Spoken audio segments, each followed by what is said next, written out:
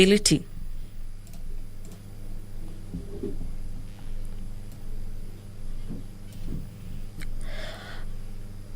The House, under the Committee of the Whole, will consider the Community Health Workers Bill, this being a bill by Honorable Martin Owino, Bill number 30 of the year 2020.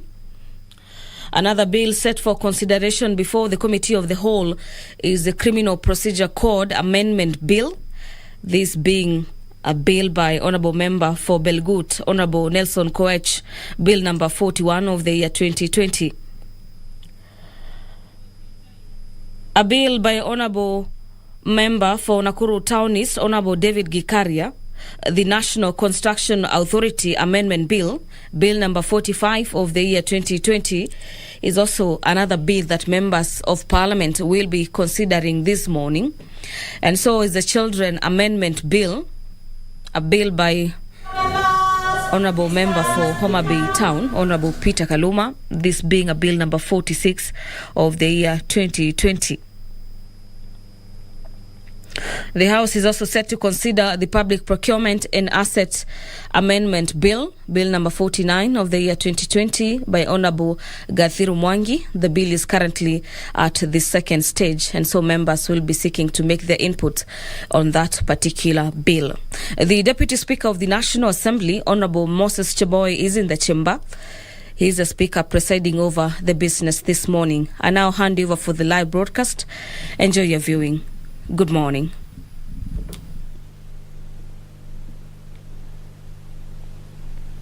Wabunge, tuombe.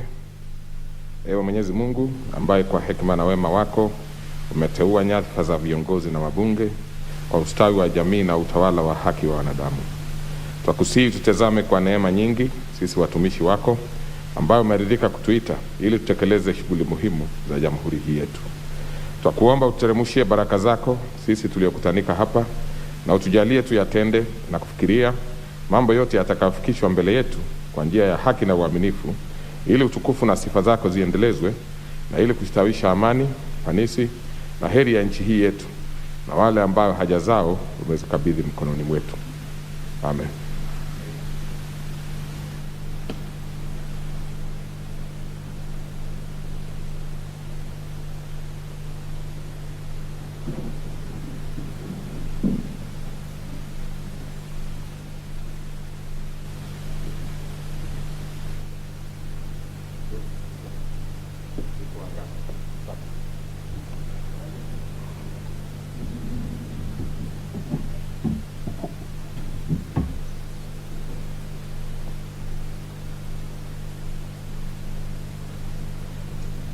Honorable members, we do not have quorum at all.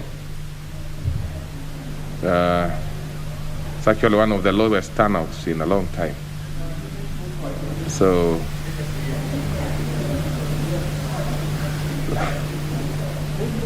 I order the bell to be rung for 10 minutes and request the whips to really work very hard. This is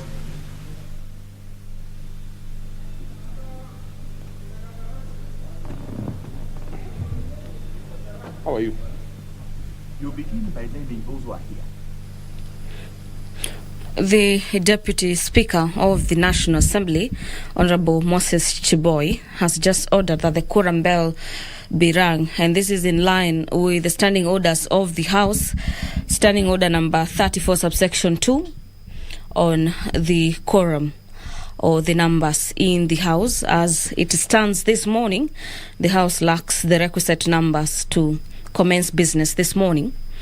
And so in the next 10 minutes, members have the opportunity to make their way into the chamber. He has also directed that the Chief Whip also does the whipping of members to allow more members access the chamber this morning.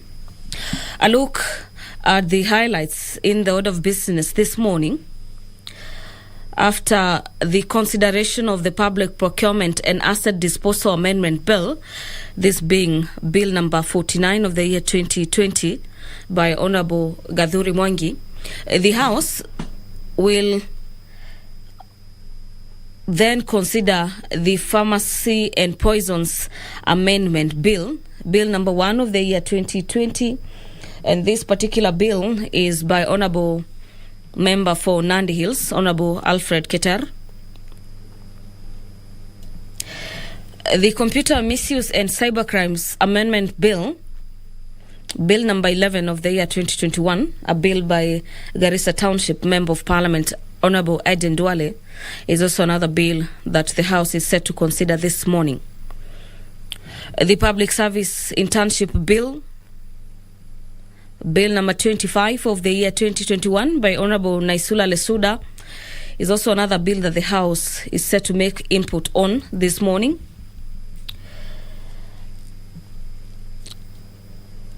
The National Government Constituencies Development Fund, a bill by a member for Butere, Honorable Tindi Mwale, is also a bill that has been lined up for debate this morning, and this happens to be bill number 34 of the year 2021. The House is also set to consider the Penal Code Amendment Bill, Bill number 40 of the year 2021 by Honorable Nimrod Mbai.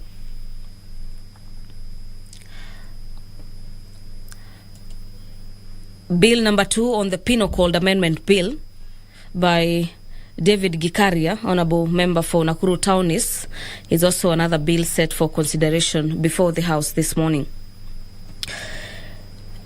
Honorable Irene Kasalu's bill on the whistleblowers protection, this being bill number 50 of the year 2021, is a bill that has been lined up for debate, and so is the Sexual Offences Amendment Bill by Honorable Gathoniwa Mushomba and the Alcoholics Control Bill. Members of Parliament continue making their way into the chamber this morning, and this is to allow for the House to at least raise the requisite number as it stands, and in line with the directives on matters COVID-19, at least 50 members of Parliament are required at any particular time the House is sitting.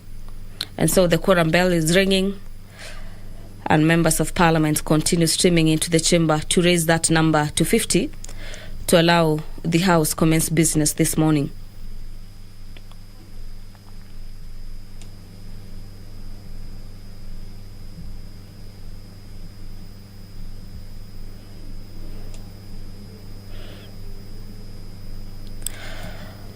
The Public Procurement and Asset Disposal Amendment Bill, Bill number 34 of the year 2020, by Honorable Richard Tongi, is also another bill featuring in the order paper this morning. The Birth and Matters Death Registration Amendment Bill, Bill number 32 of the year 2020, by Gilgil Member of Parliament, Honorable Martha Wangari, is also another bill that members of Parliament are set to debate this morning. The Institution of Social Work Professionals Bill by Honorable Joshua Kimilu, this being a bill from the National Assembly, Bill number 31 of the year 2020, is a bill that members will consider this morning. And so is the Matters Higher Education Loans Board Amendment Bill, a bill by nominated MP Gideon Keter, this being a bill number 29 of the year 2020. And after the consideration of that particular bill, members will be making their inputs in regards to the proposals in that particular bill. The Health Amendment Bill, a bill by Kandara, Member of Parliament Alice Wahome, is a bill lined up for debate before the floor this morning, and this happens to be bill number 28 of the year 2020.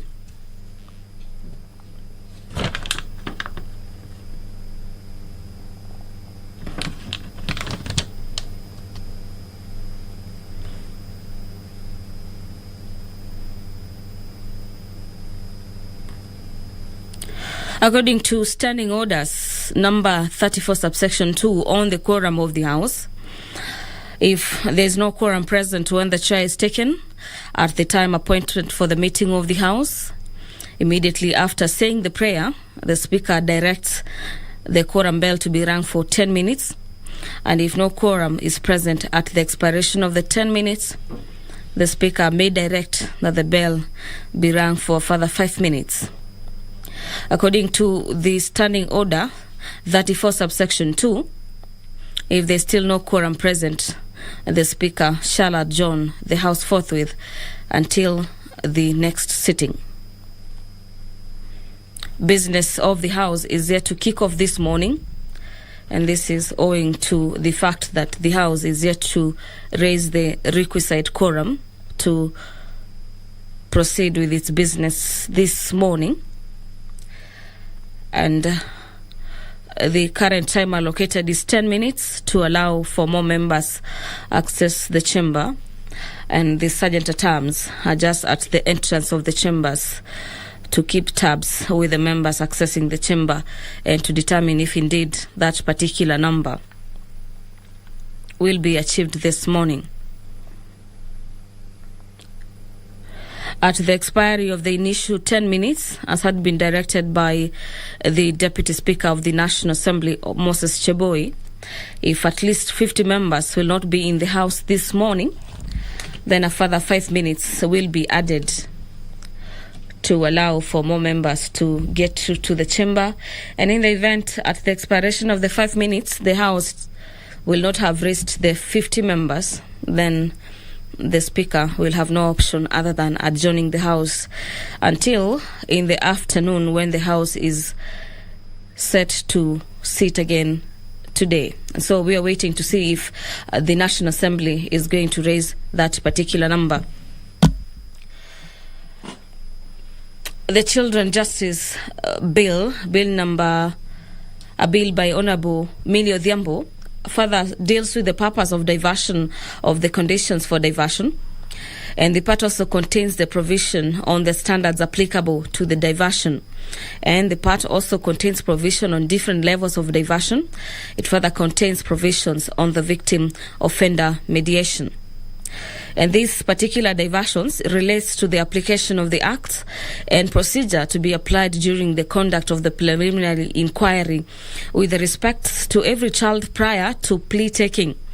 The part also contains the provision on persons entitled to attend the inquiry. And the bill further contains the provisions on the powers as well as duties of the preliminary magistrate. And the part also provides for the provision of the postponement of the proceedings and failures to comply with the diversion order. Part 6 of the bill provides for the legal representation and stipulates the requirements upon which a legal representative of a child must comply with. It also contains the provisions on the waiver of the right to representation. Part 7 of the bill deals with sentencing, and it contains the provisions on representation of reports. It also contains dealing with pre-sentencing reports, and further provides for the community-based sentencing. The first schedule of the bill deals with the offences for which the child may not be arrested for unless there are compelling reasons for the arrest. Second schedule of the bill by Honorable Millie Odhiambo deals with the offences for the child and for the offences which the child may be released on bail by the Director of Public Prosecution, and this is in consultation with the investigation officer. Part 3 of that schedule deals with the offences for which the child may be convicted and which the presiding officer in the Child Justice Court may not take an order expunging a record of the conviction of the child.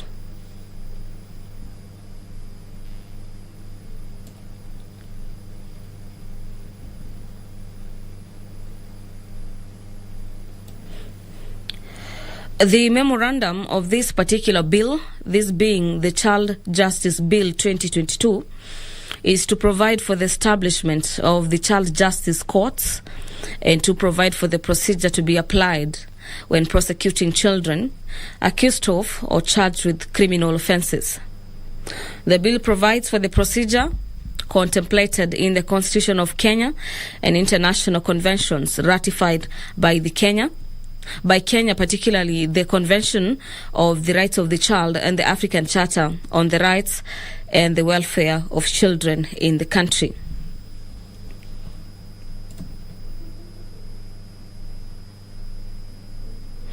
A look at another bill that will be tabled before the floor this morning is a bill by Professor Sheikh Mohammed, the Public Audit Amendment Bill of the year 2021, whose principal object is to amend the Public Audit Act of 2015, and this is to provide for the process of recruitment of the Auditor General.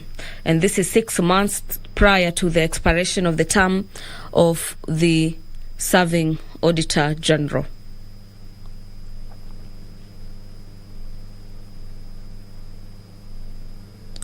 The bill by Professor Mohammed Mohamud does not delegate legislative powers and does not limit the fundamental rights of freedom. The bill does also not affect the functions of the county governments and is therefore not a bill concerning counties, and this is for purposes of standing orders.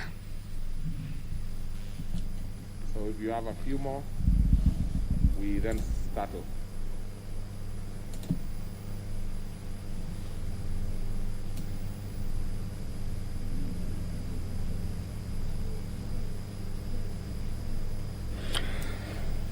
The Health Amendment Bill, Bill number 14 of the year 2021 by Honorable Mwambu Mabonga, is a bill at the second stage, and members of Parliament are set to debate it this morning.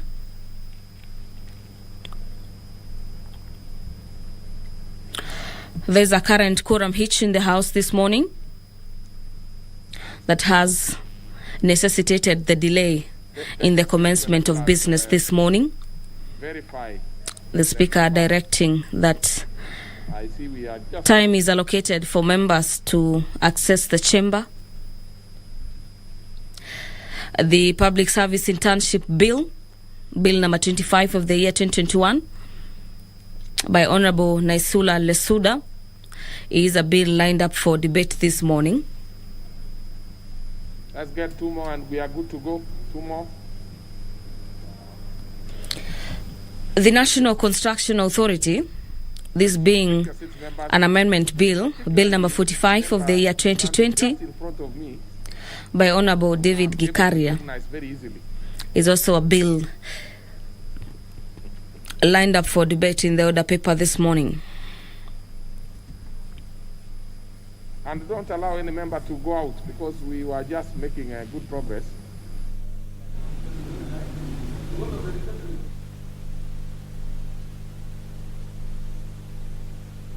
The Criminal Procedure Amendment Bill, a bill by Member for Belgut Nelson Koech, Bill number 41 of the year 2020, is also another bill that members of Parliament are set to debate this morning.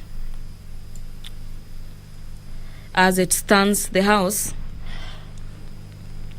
is looking at raising at least members of Parliament in the chamber this morning for the commencement of the debate and business that has been lined up in the order paper this morning. Well, let's proceed. Has been achieved. Let's now follow up on the live proceedings. Order number 1, administration of vote. Order number 2, communication from the chair. Order number 3, messages. Order number 4, petitions. Order number 5, papers. Chairman, the Honorable Mwadi, Chairman, Administration and National Security.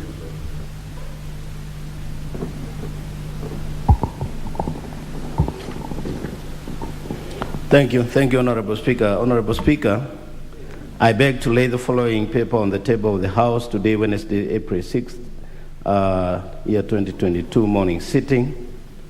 Report of the Departmental Committee on Administration and National Security on its consideration of the Huduma Bill 2021, National Assembly Bill number 57 of 2021, and the annexures.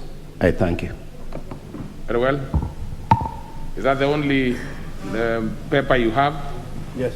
Are you sure? Yes. Okay, I will ask the other one. So let's proceed. Next order. Order number 6, notices of motion. Order number 7, questions and statements. Order number 8, the Information Communication Technology Practitioners Bill, National Assembly Bill number 38 of 2020, second reading. Question to be put.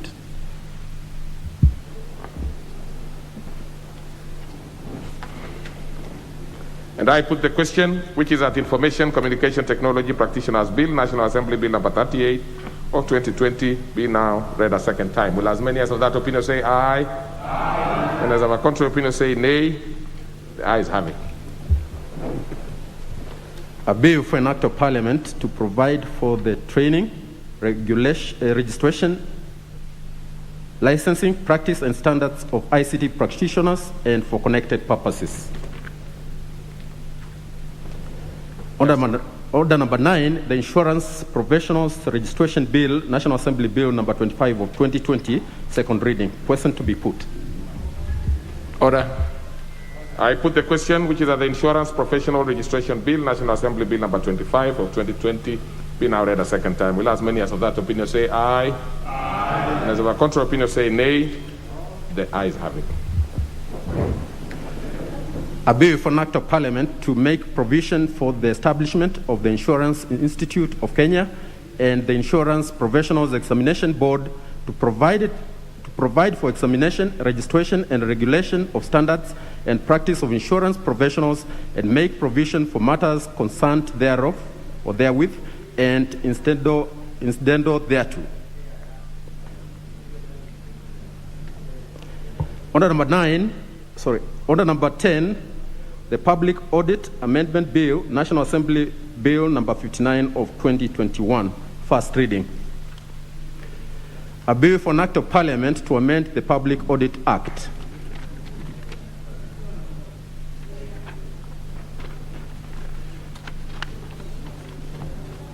Order number 11, the Child Justice Bill, National Assembly Bill number 11 of 2022, first reading. A bill for an act of parliament to establish a criminal justice system for children suspected or accused of committing offenses to protect the rights of children as recognized in international instruments, to increase the minimum age of criminal culpability and for connected purposes. Order number 12, Committee of the Whole House. Just a minute. Take your seats, honorable members. Just a minute.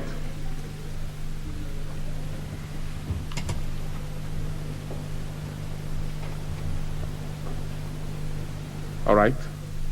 Okay, call the order. Order number 12, Committee of the Whole House.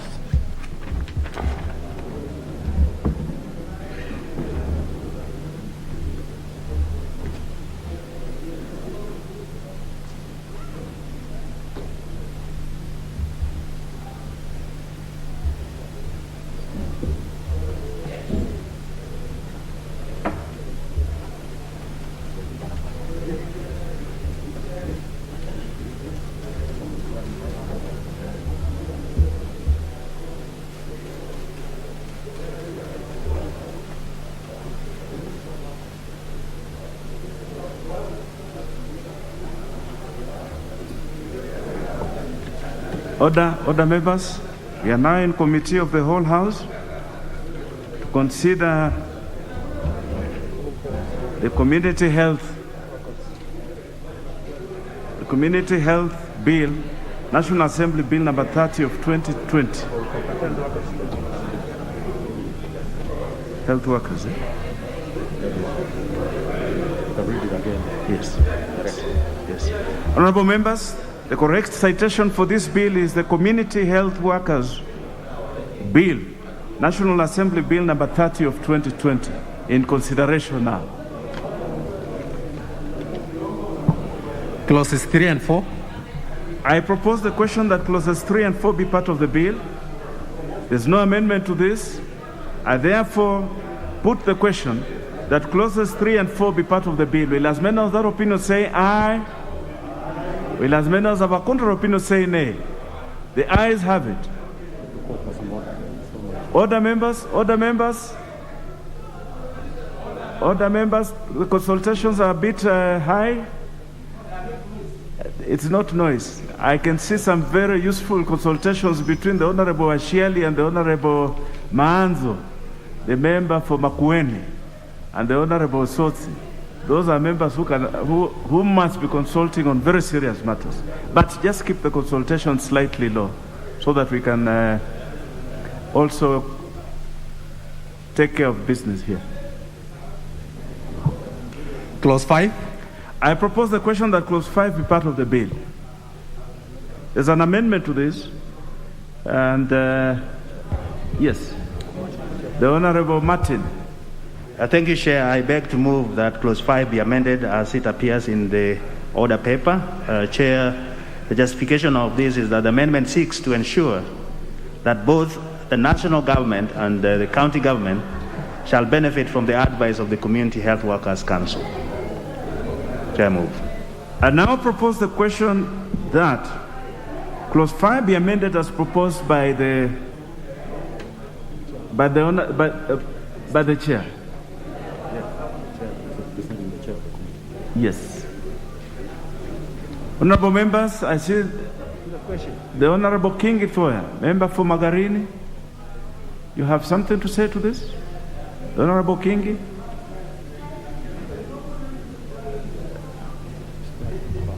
Yes.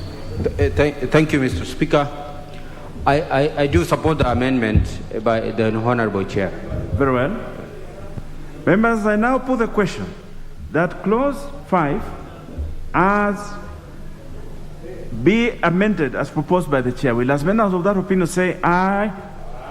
Will as many of a contrary opinion say nay? The ayes have it. I now put the question that clause 5 as amended be part of the bill. Will as many of that opinion say aye? Will as many of a contrary opinion say nay? The ayes have it. Clause 7. I propose the question that clause 7 be part of the bill. There's no amendment to this. I therefore put the question now that clause 7 be part of the bill. Will as many of that opinion say aye? Will as many of a contrary opinion say nay? The ayes have it.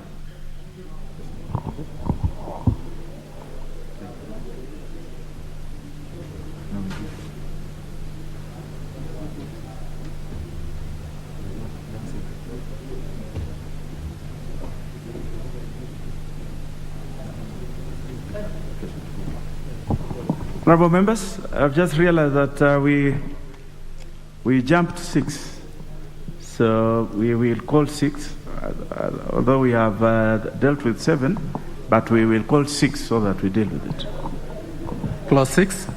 I propose the question that clause 6 be part of the bill. Chair, there's an amendment to this, yes. Yeah. Yes, Chair. I beg to move that clause 6 be amended as it appears in the order paper. Chair, the import of this is that the amendment seeks to ensure that the Council is adequately represented by persons with knowledge in community health, and also to ensure that county governments are represented in the Council. So I move. I propose the question that clause 6 be amended as proposed by the Chair. The Honorable Sankok, you have something to say to this?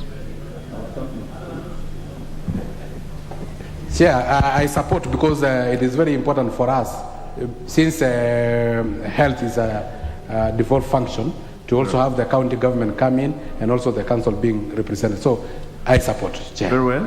And now put the question that clause 6 be amended as proposed by the Chair. Will as many of that opinion say aye? Aye. Will as many of a contrary opinion say nay?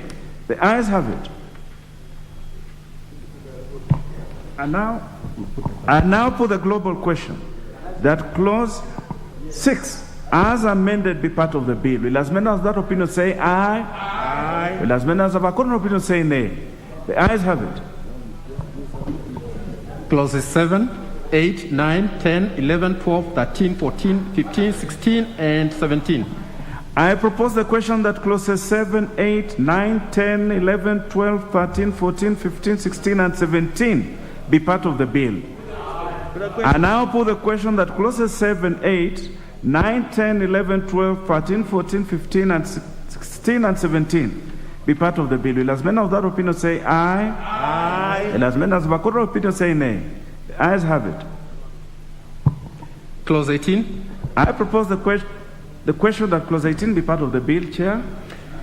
Thank you, Chair. I beg to move that clause 18 be amended as it appears in the order paper. And the import of this, Chair, is that the amendment seeks to ensure that a person shall qualify for appointment as a registrar if the person has any of the degrees recognized in Kenya and must also have a minimum of 10 years experience in community health. So I move.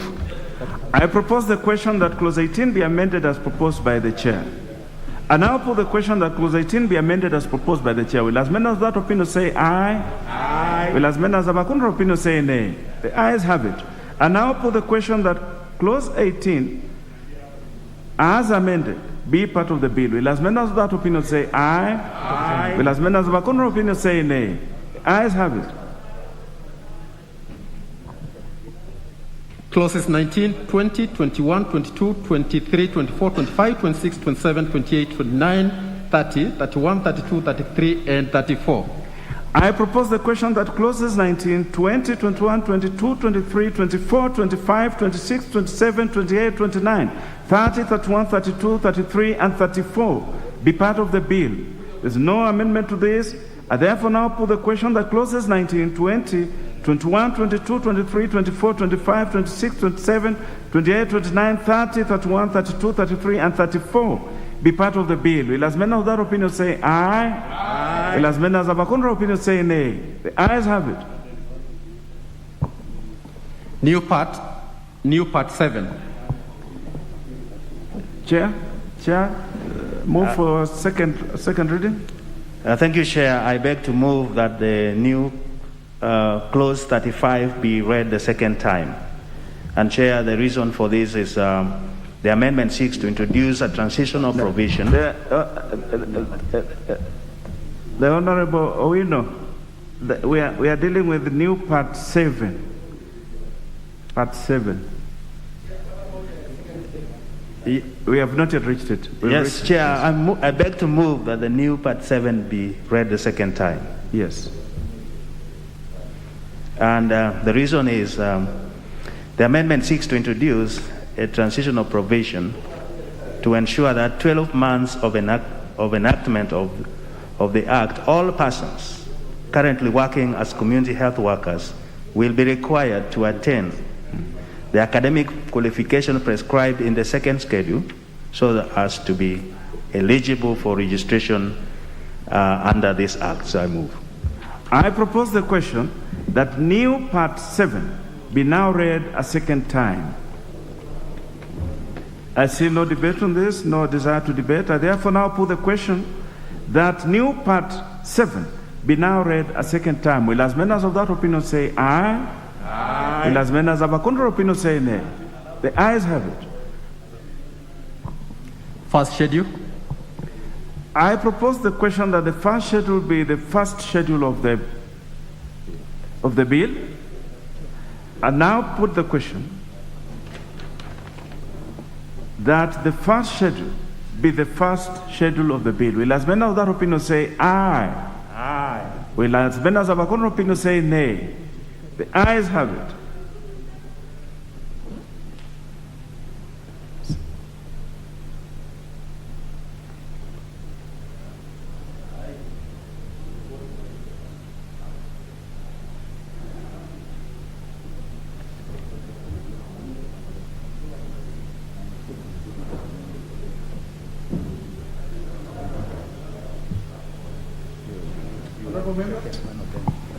We will have a retake on the part 7. I just realized that when I was calling for the global question on it, I said clause instead of part. So I'll have a retake on that for purposes of proper recordal. So therefore, honorable members, allow me then to retake this and put the question that new part 7 be part of the bill. Will as members of that opinion say aye? Aye. Will as members of a contrary opinion say nay? The ayes have it.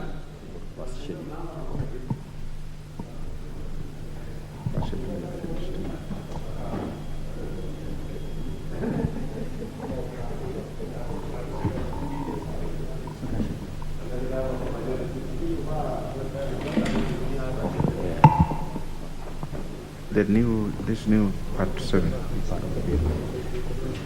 Very well. Honorable members, now I put the global question that new part 7 be part of the bill. Will as members of that opinion say aye? Aye. Will as members of a contrary opinion say nay? The ayes have it.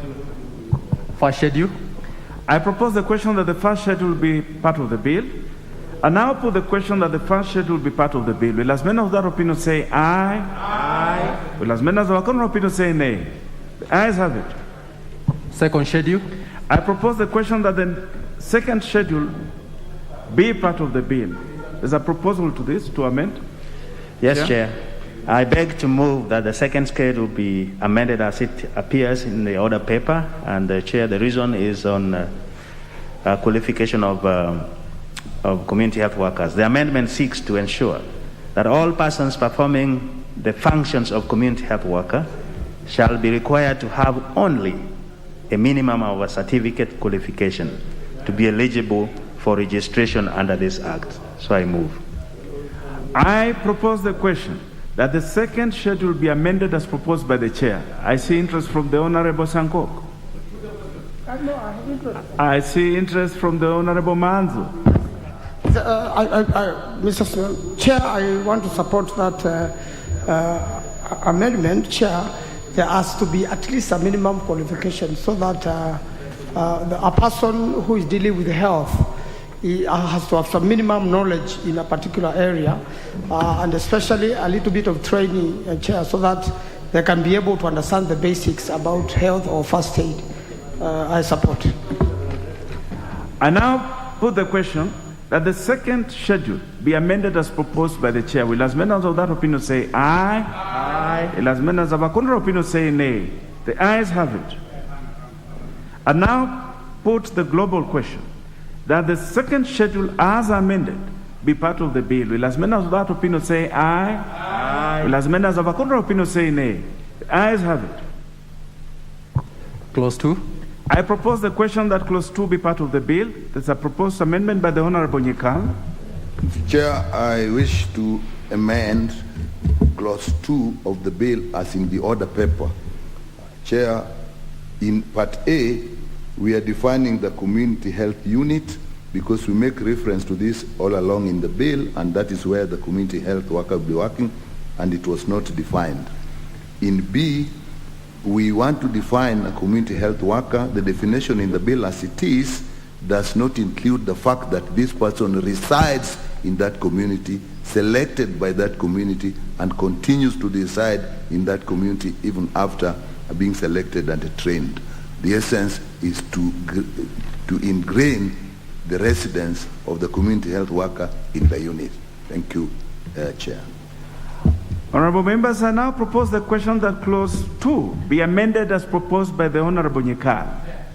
Honorable Sankok. Chair, I do support this amendment because we can't use words like community health unit without having the definition of it so that we know. And again, the community health workers essentially should be within that community so that they can resolve matters that may be needed in that particular community. You cannot be a community health worker of a community in Isiolo while you reside in Kisumu. The Honorable Manzo. Thank you, Chair. Chair, for you to be a community health worker, other than the definition which has been given, the people around that area must give you trust and must know that you have the necessary experience and you are available when emergencies occur. Most of these community health workers are people who assist deliveries or give first aid in case of snake bites. You see probably traditional methods, and therefore they need to reside within the community because a lot of times they are called for emergencies. I support the amendment by Dr. Nyikal. The Honorable Mohammed Sheikh.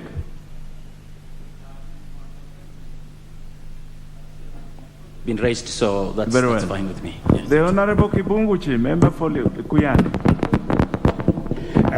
Thank you, Mr. Chair.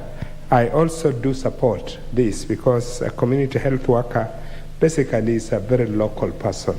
So we are defining the area where he or she works, and also the fact that the community must have a lot of trust in this person. So I support the amendment.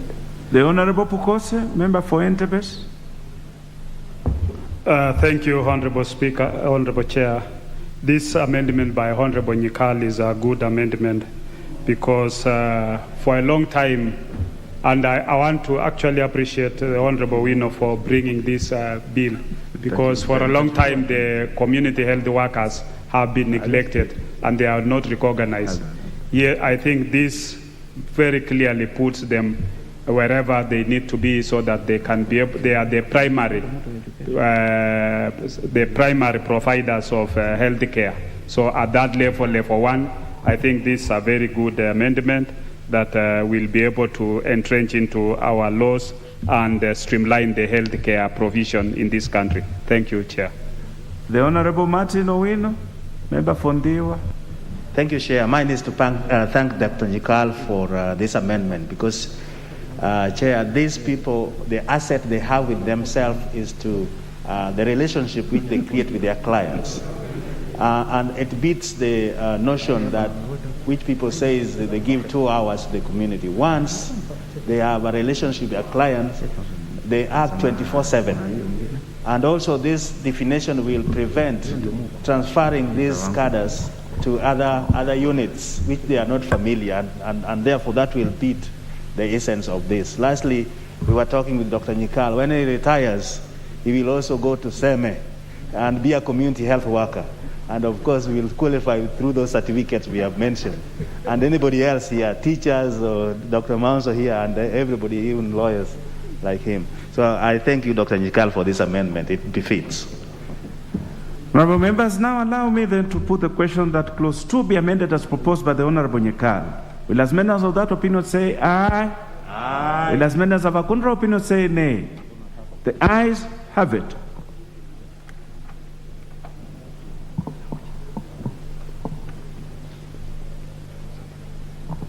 Clause 1.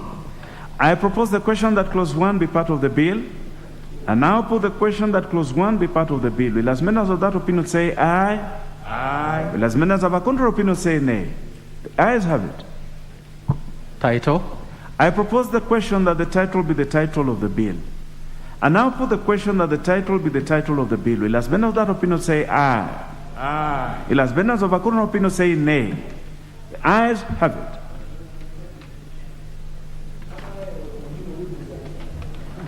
Honorable members, we have completed that task. We shall then now move to reporting. The mover. Thank you, Honorable Chair. I beg to move that the committee do report to the House its consideration of the Community Health Workers Bill, National Bill number 30/2020, and its approval thereof with amendments. I put the question, which is that the committee do report to the House its consideration of the Community Health Workers Bill, National Assembly Bill number 30 of 2020, and its approval thereof with amendments. Will as members of that opinion say aye? Aye. Will as members of a contrary opinion say nay? The ayes have it.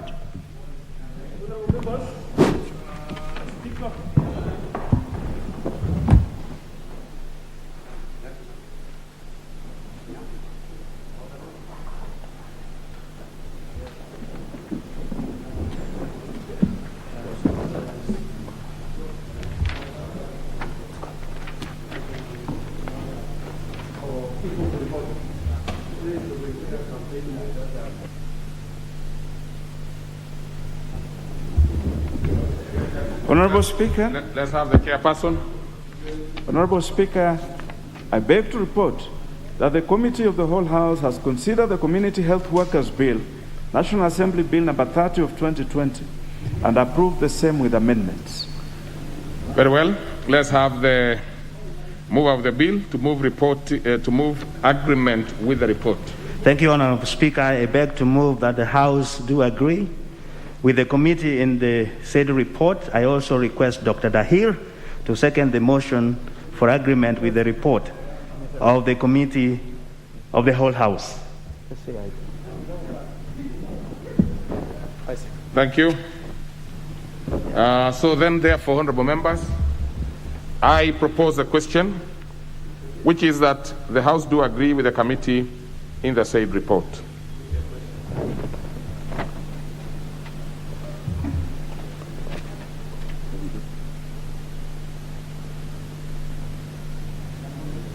Well, I will not put the question now. We will stop that particular bill at that point. So we will proceed to the next order. Order number 13, the Criminal Procedure Code Amendment Bill, National Assembly Bill number 41 of 2020, second reading. The Honorable Koech must be, he must be preparing for primaries. So then we will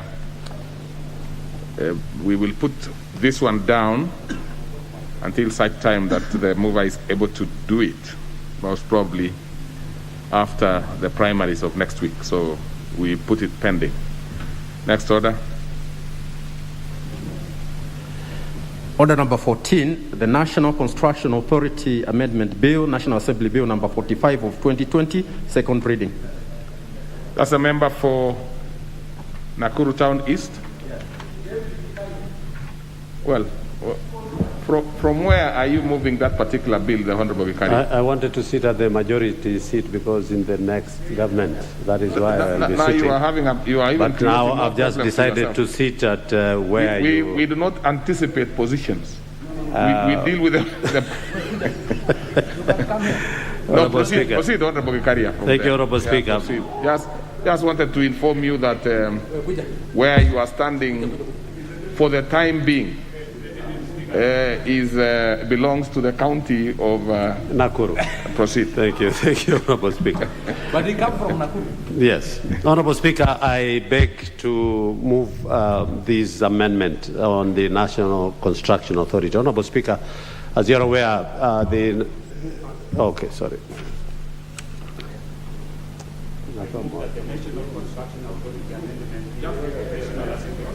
You are doing very well. Don't be confused by anybody, including the member for Endebase. Just proceed. You know, you are a seasoned. I beg to move that the National Construction Authority Bill number 45 be. No, please, Honorable Vicari, you are doing very well. You have actually done very well, much better than. Yeah, you are doing very well. The Honorable Member for Nakuru Town East. Honorable Speaker, I beg to move that the National Construction Authority Amendment Bill, National Assembly Bill number 45 of 2020, be read a second time. Yeah. Thank you, Honorable Speaker. You know, since I was kicked out of the chairmanship, I have forgotten quite a number of these things, but I'm getting. Yes. Honorable Speaker, I want to. Mine is very brief. Actually, it's nothing much. And Honorable Speaker, you understand that this act was brought to try and manage and tame some of these construction work that goes around, and people must get certificate from the National Construction Authority so that they can be able to do their work. Honorable Speaker. My amendment is related to the special groups, and that is the women, the youth, and people with disability. Honorable Speaker, if you remember, we moved an act through the Procurement and Disposal Act about the 30% procurement for these special groups. And Honorable Speaker, these groups have not been benefiting from the 30%. And it is because of some of the restrictions which have always been put, and they cannot be able to access because they are required, whenever they do, they go for tendering, they are required to have this certificate from the National Construction Authority, which is a requirement but most of the tendering entities. And so, Honourable Speaker, I beg to seek from what we got from the Committee of Budget then is to try and assist this group that they be exempted from paying some fees. And that is that the women, the youth and persons with disability who apply to be registered by the board as contractors shall be exempted from paying the prescribed registration fee only in two instances. One, it is where the business is a startup business venture, and that is very critical because we know there are so many companies which have already been started. But any person, assuming this bill goes through and it is accepted by the President, is that in future any person in this special group, and it's a startup, whenever they get their certificate of incorporation, and then they can be able to apply this, then they will be allowed to get these certificates from the National Construction Authority without a fee. And secondly, if this fee does not exceed 15,000 shillings. Honourable Speaker, you will realize that every class and every category calls for a particular fee to be paid, depending on the class that, or the class that somebody has applied. So this again will go a long way in addressing the plight that these special groups, whenever they get the certificate of incorporation, they can be able to easily access the 30% that is a requirement by law that should go to these groupings. Honourable Speaker, you will find that, as it has been said, the objective of the bill is to amend the National Construction Authority Act, or number 41 of 2011, to ensure that women and youth and persons living with disability will start up businesses who will apply to be registered as contractors under this category 6, 7 and 8. And Honourable Speaker, this is also very critical. You know that there are classes ranging from class 8 all the way to class 1.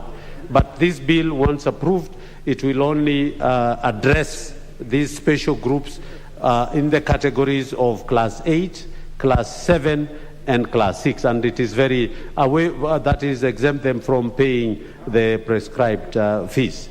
The amendment seeks to recognize women, youth and persons with disability as marginalized groups and to caution them from the burden of paying a registration fee. Honourable Speaker, as I said, it is not a very big bill. It's just something that ought to help these special groups. And this bill does not contain provisions limiting fundamental rights and freedoms. And most importantly, Honourable Speaker, it does not contain, it does not concern the county governments. And so again, it doesn't need to go to the Senate. Honourable Speaker, yes, it is a money bill. It is something that the enactment of this bill may occasion additional expenditure. And Honourable Speaker, I went before the Budget Committee, and the gains that are going to be that we are going to get from this supersedes what we are going to lose. And after all, Honourable Speaker is saying it is only for the startup. Honourable Speaker, I beg to move and request Honourable Daktari Pukose to second. Dr. Pukose, Honourable. Thank you, Honourable Speaker. Honourable Speaker, I want to second the National Construction Authority Amendment Bill, National Assembly Bill number 45 of 2020 by the Honourable David Kikaria, member for Nakuru East. Honourable Speaker, this is a very important amendment, considering that women, youths and people with disabilities have been, they have been meeting a lot of challenges due to, we should be able to make it very easy for them to access contracts, without making it very expensive for them, because if these are the vulnerable groups, constitutionally they are recognized as the most vulnerable groups and they must be supported. So this is a very important amendment by Honorable Kikaria, where he's making it easier, he's making it more friendlier for the youths of this country, for the women of this country, for the people with disabilities of this country to be able to access contracts, to be able to access doing any procurement process within the country. And I think by reducing some of the costs and making some of the hurdles to be reduced, it makes it much easier for them to be able to access this work. And Honorable Speaker, you know, occasionally more often the Constitution provides, the law of this land provides that 30% should be given to the youths, the vulnerables, and people with disability, women. But at the end of the day, when it comes to giving them jobs, they actually don't benefit from exactly this 30%. Because when you go to some of the institutions and you ask, what is the 30% that you've given for these groups? You'll find that the 30% is very limited. It's not even substantial that they can be able to make them to be able to come up, what we call in UDA the bottom-up approach, because we want to support those who are in the lower cadre to be able to also invest and come up economically, and instead of waiting for what they call the trickle-down effect. So I think this is in line with the bottom-up economic model. This is a very good amendment. It's a people-friendly amendment. It's an amendment that is trying to put the women, the youths, and the vulnerables in this country to a status that they can be able to compete with other teams. So with those few remarks, Honorable Speaker, I beg to support. 2 seconds, sorry. Honorable members, allow me then to propose the question that the National Construction Authority Amendment, Bill, National Assembly Bill number 45 of 2020, be now read a second time. The Honorable Dan Manzo, member for Makueni, you'll have the first go.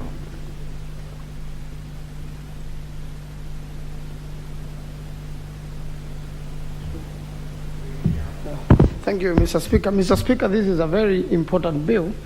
And it is one of the bills which promotes creation of jobs in this country. Mr. Speaker, the people with disability have been disadvantaged for a very long time, and it has also come out that many people with disability are able, to have a lot of capabilities and are able to do a lot of things. Like my good friend Honorable Sagok here is a medical doctor, and there are many, and they are ordinarily, if you meet them, they are very determined in what they do, and they want to succeed, and they want even to do better than the people who are not challenged at all. Mr. Speaker, this is one way of encouraging them to start companies, to be able to make life for themselves and to create jobs for them.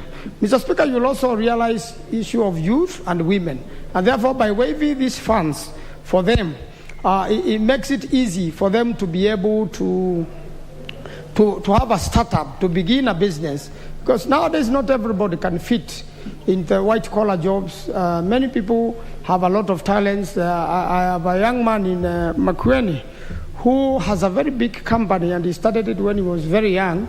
He started very small, and he does construction.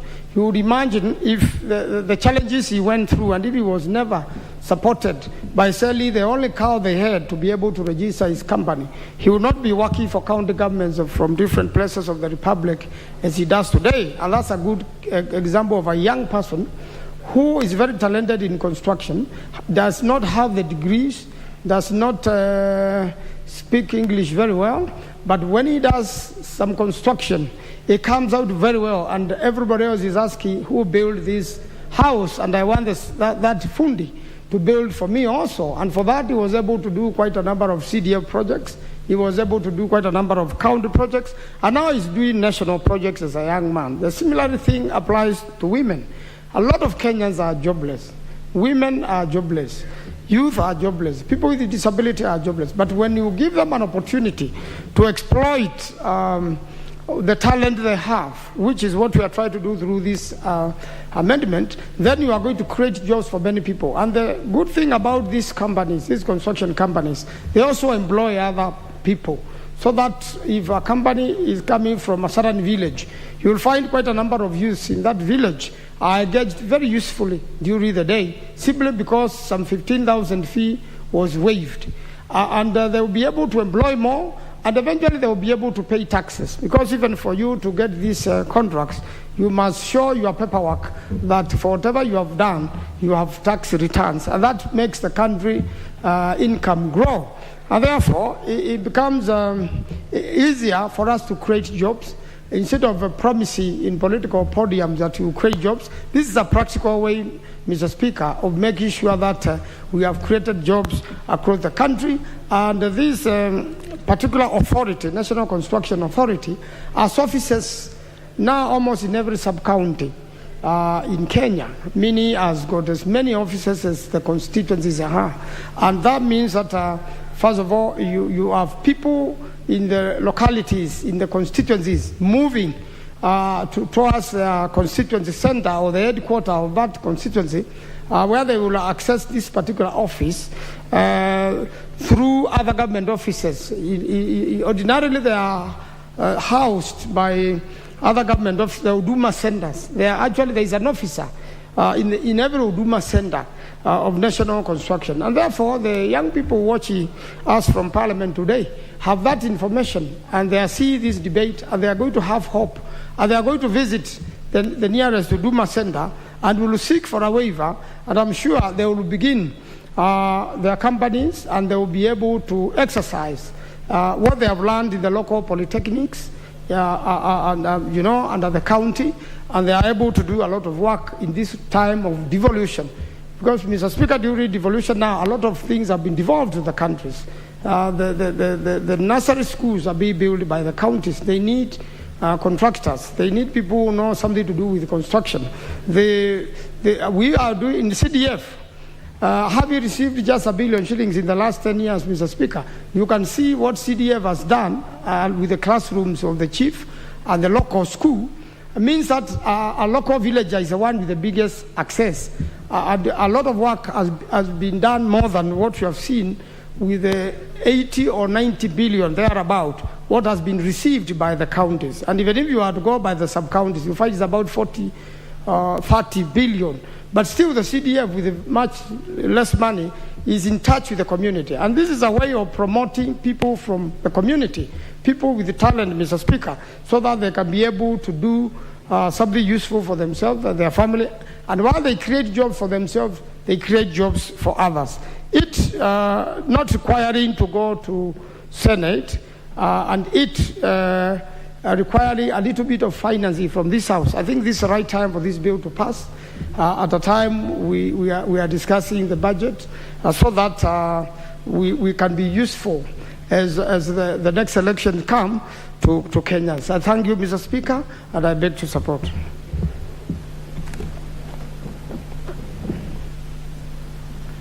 Well spoken, the Honorable Manzo.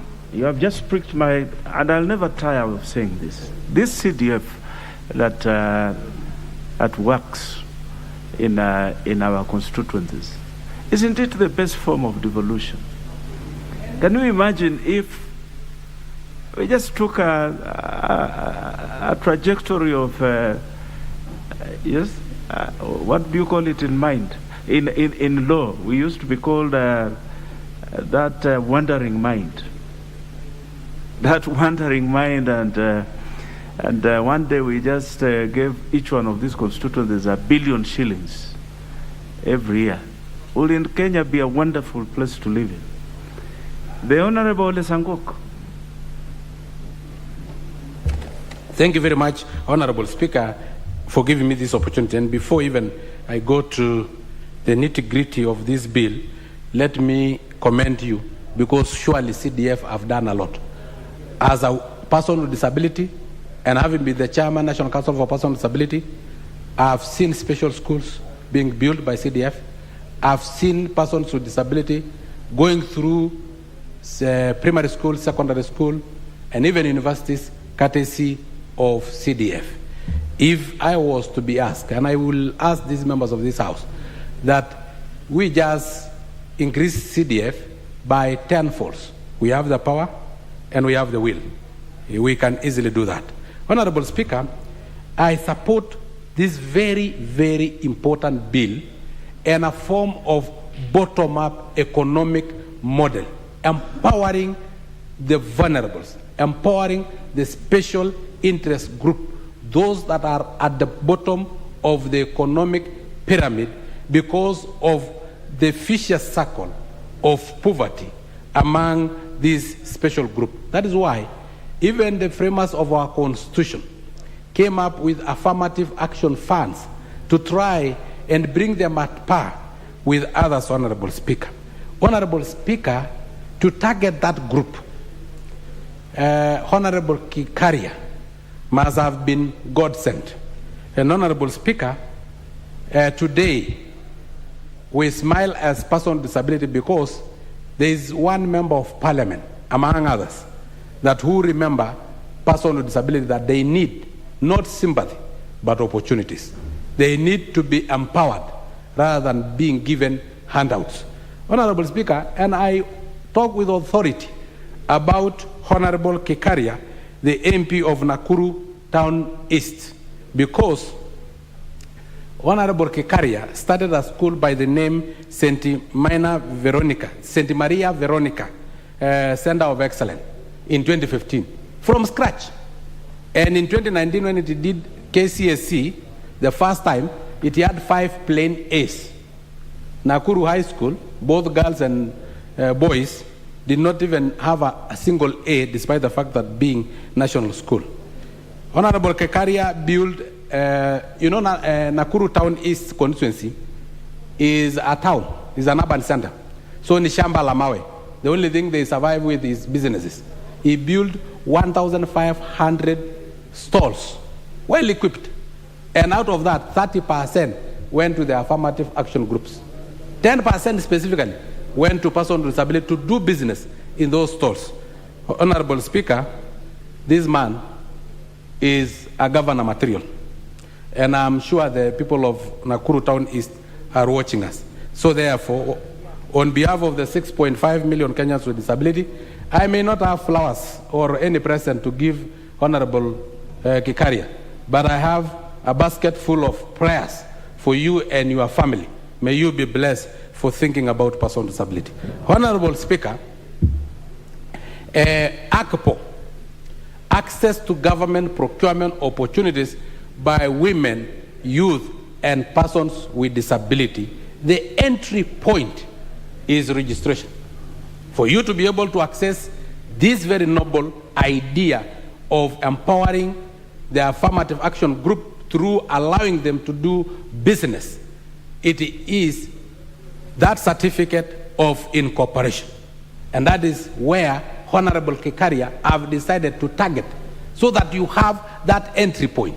Honorable Speaker, if these chambers did not have that door, we will not know how we will come into the chambers and discuss the very important issues that we discuss here and prosecute the very important business here. The entry point of that ACPO, the entry point of persons with disability, women and youth to get government contracts, it must have be this registration through the certificate of incorporation. And that is what Honorable Kekaria have targeted, to reduce and to make sure that all of us are accessible. We have targeted this group because of the vicious circle among them, vicious circle of poverty among them. So if we target them and they cannot have that certificate, they cannot have that door to enter into government procurement opportunities, then we will have done nothing, Honorable Speaker. That is why you find most of them using other people's companies and applying for contracts, and these cartels end up making profits on behalf of those that the government actually targeted. Honorable Speaker, by targeting that, we have said that the class of contractors, class 8, 7, and 6 should be exempted if they are persons with disability, women, and youth, because they will not pay any registration fee that exceed 15%. By doing so, then we will economically empower a certain category of persons with disability, women, and youth through class 8, 7, and 6 of contractors, and they will have the financial muscles now to sponsor themselves to graduate into class 5, 4, 2, 3, and even 1, Honorable Speaker, because we have jump-started them. And these people, once they have been given opportunities, I'm sure they will work extra hard to prove that they are able and their ability is beyond their disability. Honorable Speaker, the only thing I want us to address even this bill, and I will like Honorable Kekaria to assist us in the committee of the whole House so that we can bring the issue of also having equality within the affirmative action group. Because currently, the 30% allocated to women, youth, and persons with disability, the women, because of the help of their husbands, take 25% of the contract. The youth, being very fast or faster than persons with disability, will take 4.5%. So what remains for persons with disability is 0.5%. Honorable Speaker, and even those contracts given to persons with disability sometimes is supply of toothpick, toilet paper, newspapers, and certain materials that will not economically empower them as enshrined in this particular act. Honorable Speaker, so I want Honorable Kekaria to assist me so that if we say there are 3 affirmative action groups that access government procurement opportunities and they access 30%, then we give 10% to the women, 10% to persons with disability, 10% to the youth, because it's simple mathematics. 30 divided by 3 groups, each of them will get 10%, so that we can empower all of them at one footing. Honorable Speaker, this bill is very important. This bill has come at the right time. This bill has been brought by the very competent leader in this House. Honorable Speaker, how I wish I was a member of Nakuru Town East constituency. But now that I'm not, and I know there are persons with disability in Nakuru Town constituency, the 9 August election is coming, and such leaders should be in this House to be able to prosecute more important bills that will assist all of us, especially those at the bottom of the economic pyramid.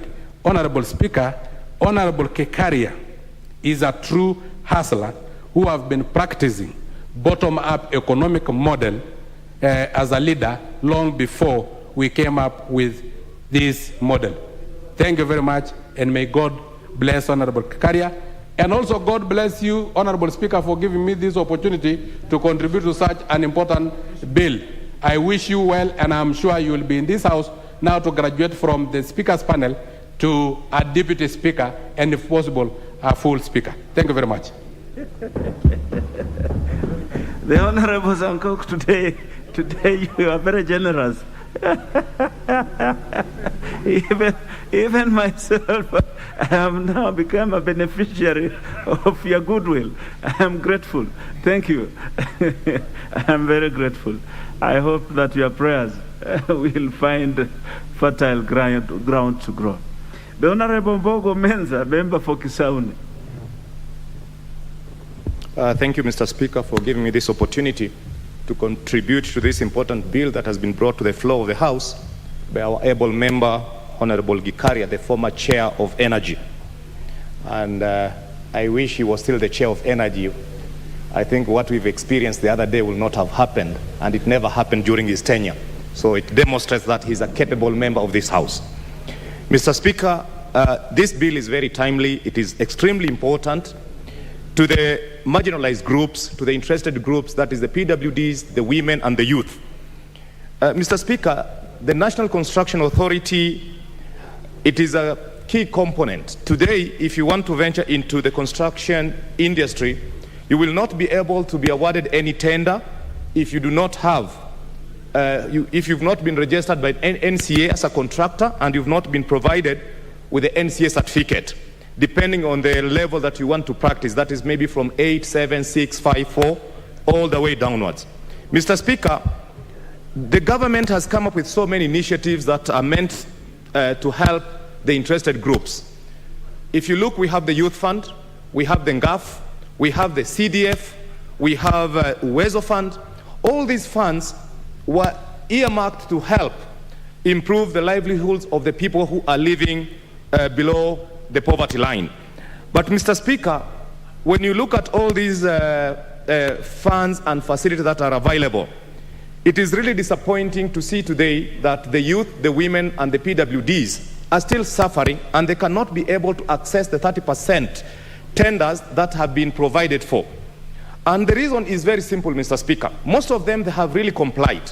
You'll find a youth has all the documents, all the certificates that are required for that particular youth to access or to be awarded that particular tender. And most of the time, you'll find that youth, they may apply for that tender, awarded that tender, but the challenge comes in, Mr. Speaker, when it comes to the capital to start executing that particular assignment. So what has happened, Mr. Speaker, over time, the same big boys, the rich people, they have registered companies using youth. The same youth are just up front of that company, but at the end of the day, it is the big boys who are minting that money. The youth will just end up, or the woman, or the PWD, who will just be used as a front, will end up getting as something small just to keep him moving.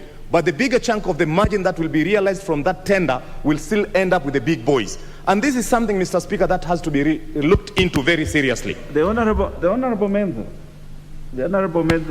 Mbogo, you may recall, of course, what you're saying is very, very, very important, and it is true. But you may recall that recently we made an amendment to the Companies Act that requires that for every contract now we should have a declaration of the beneficial owners, or the beneficial end owners of this contract. Will that be useful as you continue with your submission? Mr. Speaker, you know, all that can happen, but the main challenge for the youth, the women, and the PWDs is not the documentation. The documentation could just be a tip of the iceberg. The main challenge is the working capital to do these jobs. And we have the Youth Fund, which has, we all know, Youth Fund is just centralized. You know, somebody living in Kisauni, somewhere in Mwakirunge, Maunguja, to access the Youth Fund, it's a real challenge. Uwezo Fund is so little that, yes, we are the patrons of the Uwezo Fund, but if you look at the amount that has been allocated to Uwezo Fund, it's so little, it cannot be able to assist our people. Mr. Speaker, the only area that we can be able to help our people is through the CDF. And I think we as members of parliament, we've done extremely well complying with the 30% rule, whereby we've awarded contracts and tenders to women, to PWDs, to the youth without favor. And this has worked very well. Mr. Speaker, I'll just speak about in my own constituency. When I took over Kisauni constituency in 2017, Kisauni had only 11 public schools. 11. Since 1963, Mr. Speaker. But over a period of 5 years, I've constructed 7 new schools in Kisauni, which has brought the number of schools from 11 to 18 over a span of 5 years, Mr. Speaker. And most of these schools were done by women, were done by the PWDs, and were done by the youth.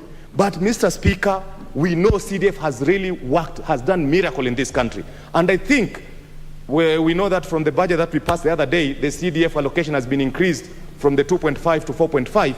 I think we will be able to see more miracles happening on the ground, because CDF, it is in line. It is the only program that connects with the common mwananchi down there. We've seen what the counties have been receiving billions of shillings every year. But when you look at what the county has done in your own maybe county, you'll be shocked. You cannot even put in tandem, and maybe you've performed better than your own governor in your own county, because the CDF money, there is proper audits. We have the PMCs who are monitoring the projects on the ground, and we've seen value for money for the CDF money. And this is also what has helped the PWDs, the women, and the youth, Mr. Speaker. So, Mr. Speaker, I fully support what Honorable Gikaria has brought to the House. It is really timely, and I think as this House, when we come to the House of the Committee of the whole House, we need to factor in like what my colleague, Honorable Sankok, has just put in, because we also have to protect the PWDs. Even though we are aware that when an advertisement is done for any tender, if it is for the special groups, it is clearly earmarked. You'll find this particular road is earmarked for the youth. This particular school is earmarked for the women. And this particular project is earmarked for the PWD. So it is clearly stated. But nevertheless, we need to protect these special groups. But the bottom line, Mr. Speaker, is the funding to these special groups. If we do not address the issue of funding, even if we do anything, even if we say today the certificate of incorporation is free, we say the NCA registration is free, we say all the certificates are free, the same big boys will use the youth and the PWDs and the women as fronts, but at the end of the day, they will take everything home. So, Mr. Speaker, I full support. Thank you. The Honorable men are very well spoken. Indeed, the work that the CDF does gives me a lot of solace in Luanda, where I come from. I'm proud of the work that is done through this CDF. The Honorable Kiai Gidiaka, member from Kuruaini.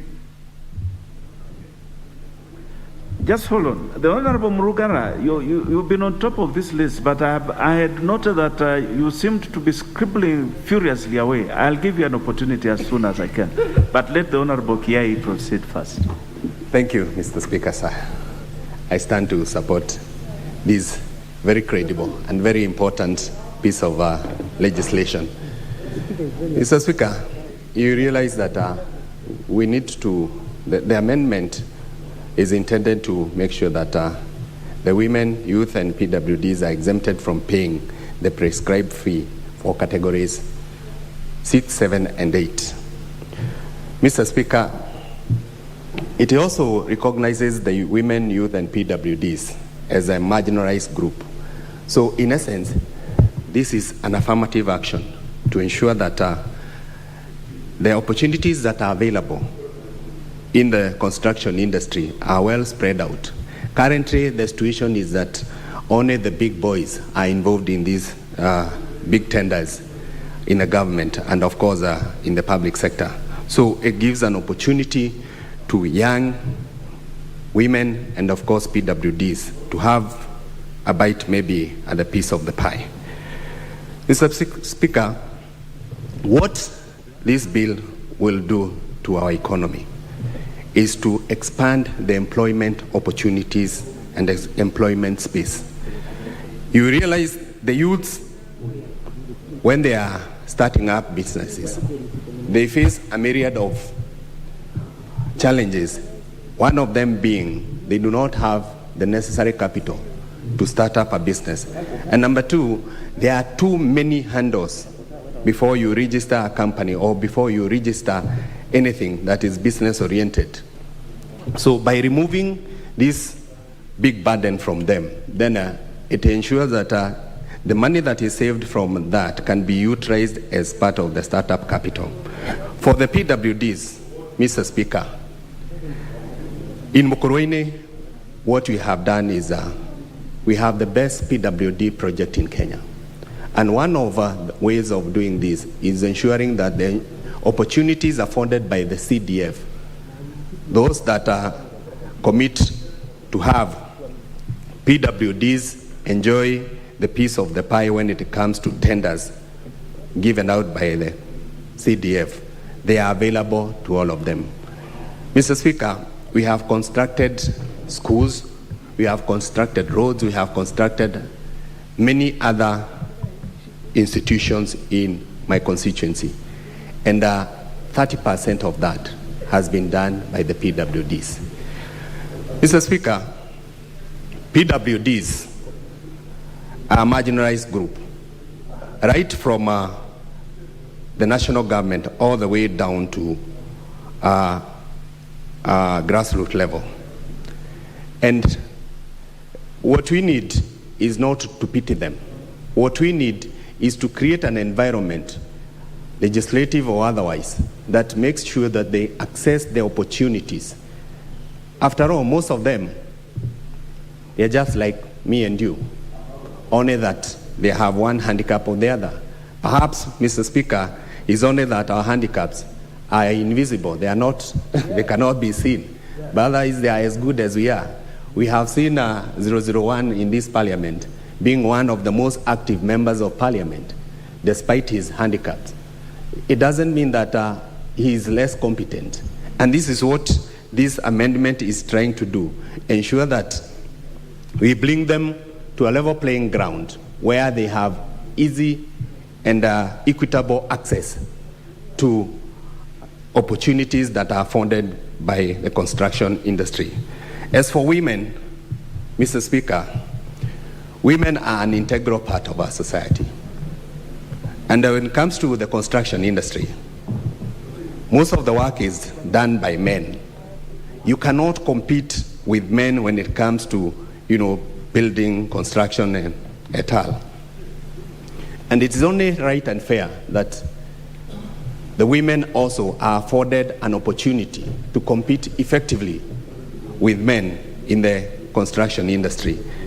Mr. Speaker, we have also to appreciate that being a young person in this country comes with a lot of challenges. Being a PWD in this country comes with a lot of challenges.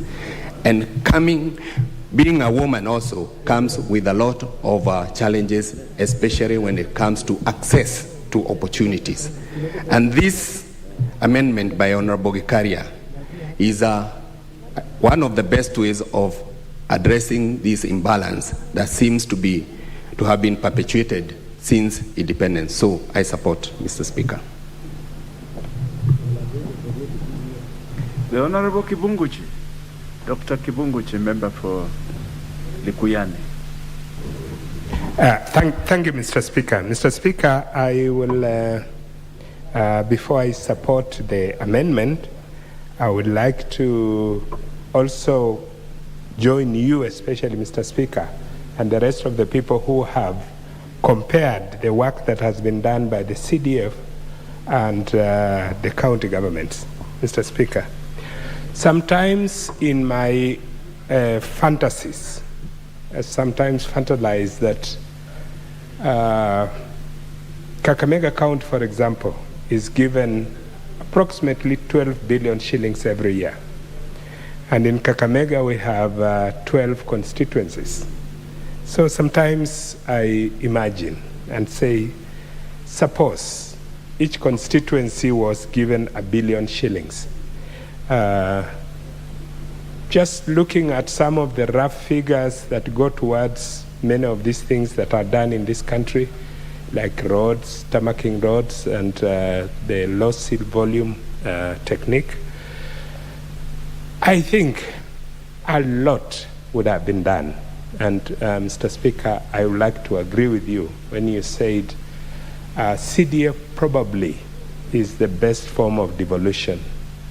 And I wish as we go forward, we'll have to think through how we can get the county governments, try and put them so that we don't give them, Mr. Speaker, a blank check, so to speak, but try and put them in some straitjacket, and so that they have parameters within which to operate.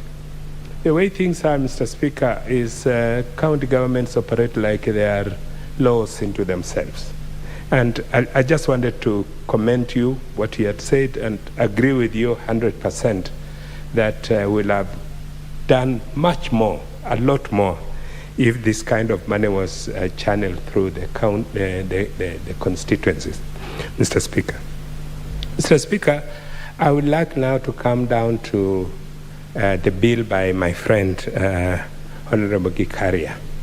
And I agree with him 100%, and like all my colleagues have said, it is a simple amendment, but it has very deep ramifications. It has very deep, and it will make a lot of difference as we go forward. Mr. Speaker, have seen groups, especially in my constituency of Likuyani, I've seen groups that are given projects. And because of that, just one requirement, that certificate from the National Construction Authority, just that one. And then they cannot move forward at all. So if we can be able to open this door, if we can be able to make it easier for the groups, especially the affirmative action groups of women, youth, and people living with disability, I think that is a wonderful way of getting these people to have a startup. And then from there, they can move forward on their own, Mr. Speaker. Mr. Speaker, I would also like to say another thing, because just like we have said, if we cannot be able to get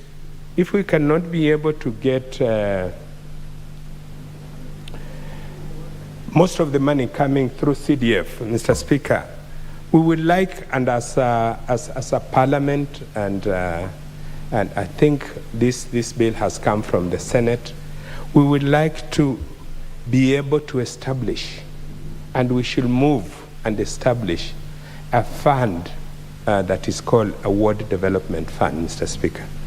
Mr. Speaker, as you realize, most of the basic functions, most of the functions of the county government are the functions that touch mwananchi directly. Okay, they are functions that mwananchi will feel. By that I mean, Mr. Speaker, functions like water, availability of water, hospitals, and most of the time the people who are having problems, hospitals, especially the acute problems at night and etc., are the small kids, Mr. Speaker. Issues like the nursery school, and this is under the county government. Issues like the small markets and small business people and people who are doing small businesses, they are all under the county government. So, Mr. Speaker, what am I driving at? If we could be able to have a fund at the ward level, I know some counties have established this, but most others have not because of the excuse that it is not in law. If we could be able to establish a ward development fund, I think we could be able to deal with these basic problems at the grassroots level. Establishing of dispensaries, establishment of water, and where women can get water easily. Mr. Speaker, like I'm thinking about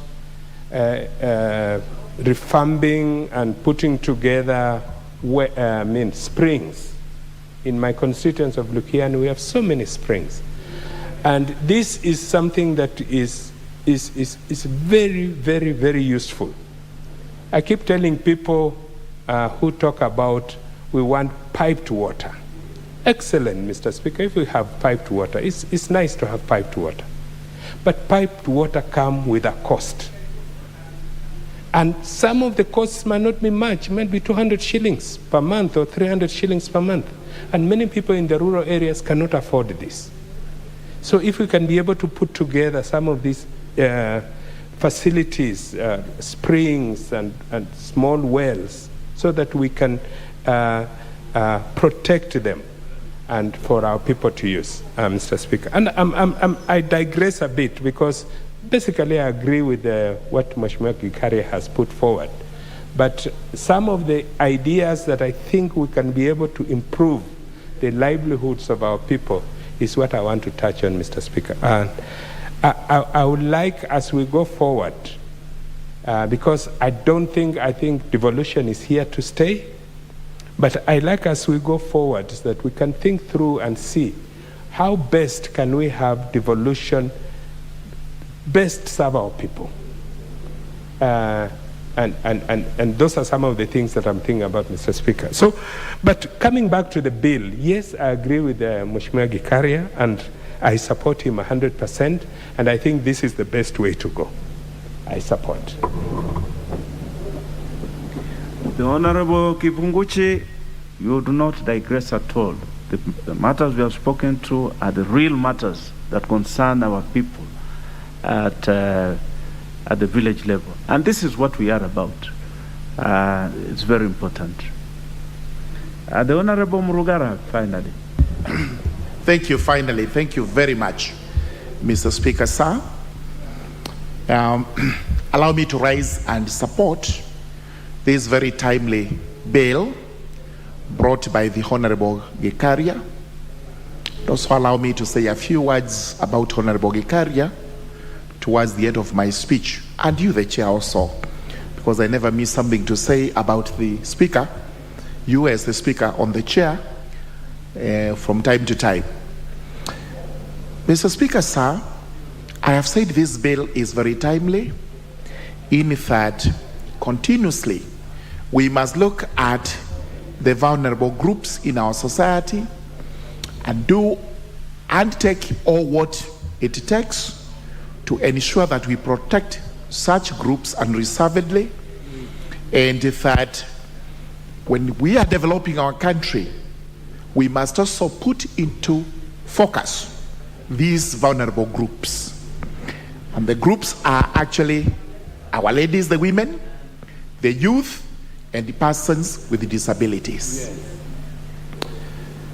Yes. NCA has this Act of Parliament which provides for payment of fees or charges when applying for licenses and certificates, or even the registration.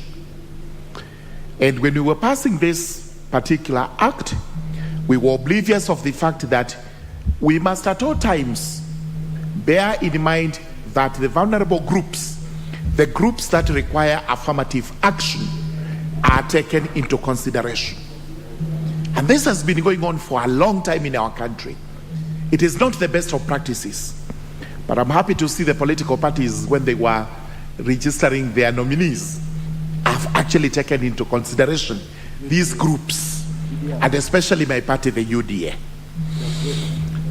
NCA now must move and ensure that we do protect the vulnerable groups by first and foremost exempting them from paying any registration fees when they are of the lowest candor. And these are the people we call hustlers. These are the people we find at the bottom. People we must always bring up when we are talking about economic models.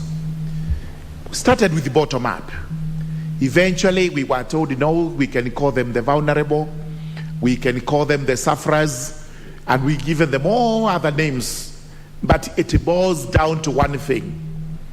The affirmative action groups are these three: the women, the youth, and the persons with disabilities. Even when it comes to registering these people, we must also take time to train them. And especially now that we have TVETs strewn across the country in almost all the constituencies of Kenya.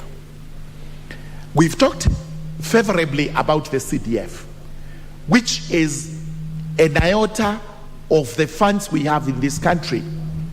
But whose effect and whose visibility is all over the country. Let us extend this to the training of women, youth, and the persons with disabilities in our TVETs, so that they qualify and they are able to be registered when NCA is actually giving out the licenses.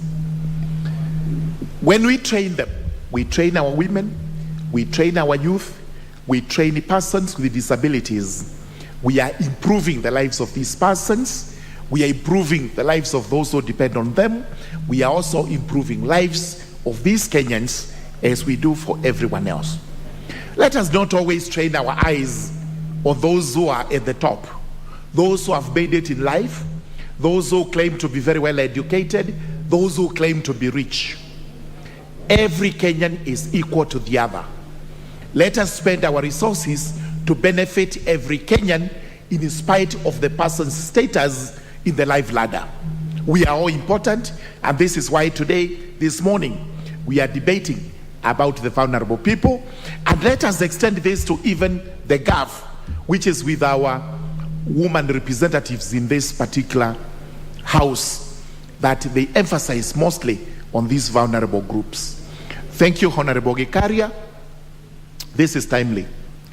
And we must accord accolades to Honorable Gikaria because he's a great leader. And the people of Nakuru Town East must actually be looking upon him, even for further leadership. I remember the days of Honorable Gikaria as the chairman of Energy within Osagia, because that was before these unwarranted purges came along by Jubilee and the other parties that thought the best way to deal with things is to purge those whom they felt should actually be purged. I had problems with energy in Tharaka, and the Honorable Gikaria would actually summon the relevant agencies, and as a result of that, today I proudly speak of what he did. Thank you, Honorable, and I wish you well. Mr. Speaker, thank you for allowing me to talk. Remember, Honorable Speaker, I have known you since you were a young boy in high school. You became a young lawyer. Believe you me, I mentored the Honorable Speaker as a very nice, obedient young man in high school, because I was in Form 5 up there when he was in Form 1. Mr. Speaker, he became a young lawyer, and he found me in the profession. I mentored him absolutely. He's one of the best lawyers we have in the country. And when I came over here, I found he had done his first 5 years. So he now becomes my senior, and he's now a speaker. So again, he's my boss. But for that, Mr. Speaker, I wish you well. Let the people of Rwanda continuously look upon you with favor. And for you and the Honorable Gikaria, may God bless you. May God grant you victory as we all go to the people in August to give us another mandate. I also pray for myself. The people of Tharaka must be watching me, and I seek favor from them. God bless you. Amen. I support. The Honorable Gitonga, thank you. Thank you. I recall when I came to that great school at Form 1, and you took me under your wing, and you allowed me to share in your Milo, which was a rarity in those days, in the evening. And you broke bread with me when I was absolutely undeserving of it. Thank you, and may God bless you too. The Honorable Mohammed Sheikh, member for Wajir South. Thank you, Mr. Speaker. I think before I even do my contribution to this motion, I think it's quite amendment. It's quite interesting to hear from Honorable Gitonga about your early days in school, and it does inspire many of us to hear the journeys that you both took together, and eventually in this very honorable house. But anyway, coming back to my contribution on this, I think it is very important that we acknowledge that the amendment to the National Construction Bill, Authority Bill, is that the honorable member who has raised this has really highlighted the critical issues that are there. For me, I will only say one thing, and that is quite important that I highlight, that the consideration of young people in this bill is what really inspires me to mention that the rights of the young in this country who are in business, particularly who are in construction business and the likes, need to be looked at. And therefore, what is really valuable here is that the opportunities given to the younger people at this juncture is something that is going to contribute to the wealth and the growth of this country. And therefore, this is an important bill that I would say I support. And thank you very much, Mr. Speaker. Thank you.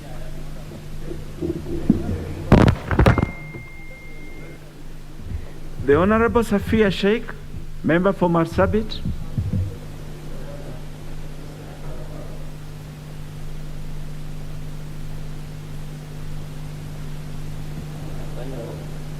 Thank you, Honorable Speaker, for giving me this opportunity. Women, people with disability, and our youths have been facing a lot of discrimination in many different ways. Giving opportunity to this group of people will empower them economically, emotionally, socially, economically, will empower them. They have gone through a lot of challenges because of how communities are treating them. These are the most needy and marginalized group of people in our society, in our communities here in Kenya. So it is very important to empower them, to give them opportunities, and then empower them economically and give them opportunities to do what they are supposed to do so that they can be able to fit in the society, in the community like any other people. Thank you, Mr. Speaker, for giving me this opportunity. The Honorable Ngugi Ndwati, member for Gatanga. The Honorable Kevin, you have just walked in. You cannot protest. Just hold on. All these members were here before you. Thank you very much, Honorable Speaker. He has no right to protest because he came after me, although he's a great friend of mine, and I appreciate he's always here in Parliament to contribute. Honorable Speaker, from the onset, I want to say that I support this bill. It's a good amendment. Anything which will go towards supporting our youth, I will always support. Honorable Speaker, from the onset, I want to say that it is very expensive for our young people to join the construction industry. Starting just by the name search, which is about 200 shillings, to do a search of a business name, again to register that particular business name is 600. Then, Honorable Speaker, if you want to register with the NCA at the lowest category, it costs about 8,000. And you'll have to come to Nairobi. Those services are not readily available in the rural areas. So you find it's very expensive. Again, Honorable Speaker, not even the amount, even filling the form itself, it's very complicated. Our young people cannot be able to do it. And that is why I really want to support what Honorable Gikaria is trying to do. Honorable Speaker, again, even when you register, again, the other requirements. Of course, you have to register for NSSF, NHIF, you have to register for tax, all these things, which are very complicated for our young people. Again, Honorable Speaker, looking at what the government was doing recently, the construction of the CBC classes, if you look at the tender documents, the requirements, even to tender to build a class, there are very many. Even for a person who is educated like you, to fill that tender document will take you a day. Even as we talk about NCA, we also need to look at those tendering conditions, which are not favorable for our young people. And Honorable Speaker, it's a high time the Public Procurement Authority came up with a simplified document which can be used by our young people and our women. Again, Honorable Speaker, capital.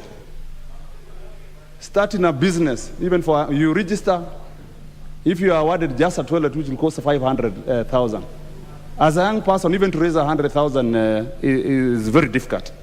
And Honorable Speaker, I wanted to propose, and I've discussed with the Honorable Gekaria, there's something which used to happen in the 70s. When you are given a job, you advanced money. Then that money would be deducted in 3 equal installments. This is something which we need to bring back. If we are going to create jobs and to encourage our young people to join this industry, which we vote a lot of money. Honorable Speaker, when we sit here, and tomorrow we'll be here for budget making process, for the reading of the budget, you'll find that a lot of money goes towards infrastructure, power, roads, schools, health, and our young people, Kenyans are not, and they are not able to participate because of capital. So, Honorable Speaker, My proposal would be we bring back advance payment, which maybe you can start deducting from the second certificate. It used to happen in the past, and it really promoted the Kenyans in the 70s. Again, Honorable Speaker, I would propose we also find ways of financing these jobs for young people.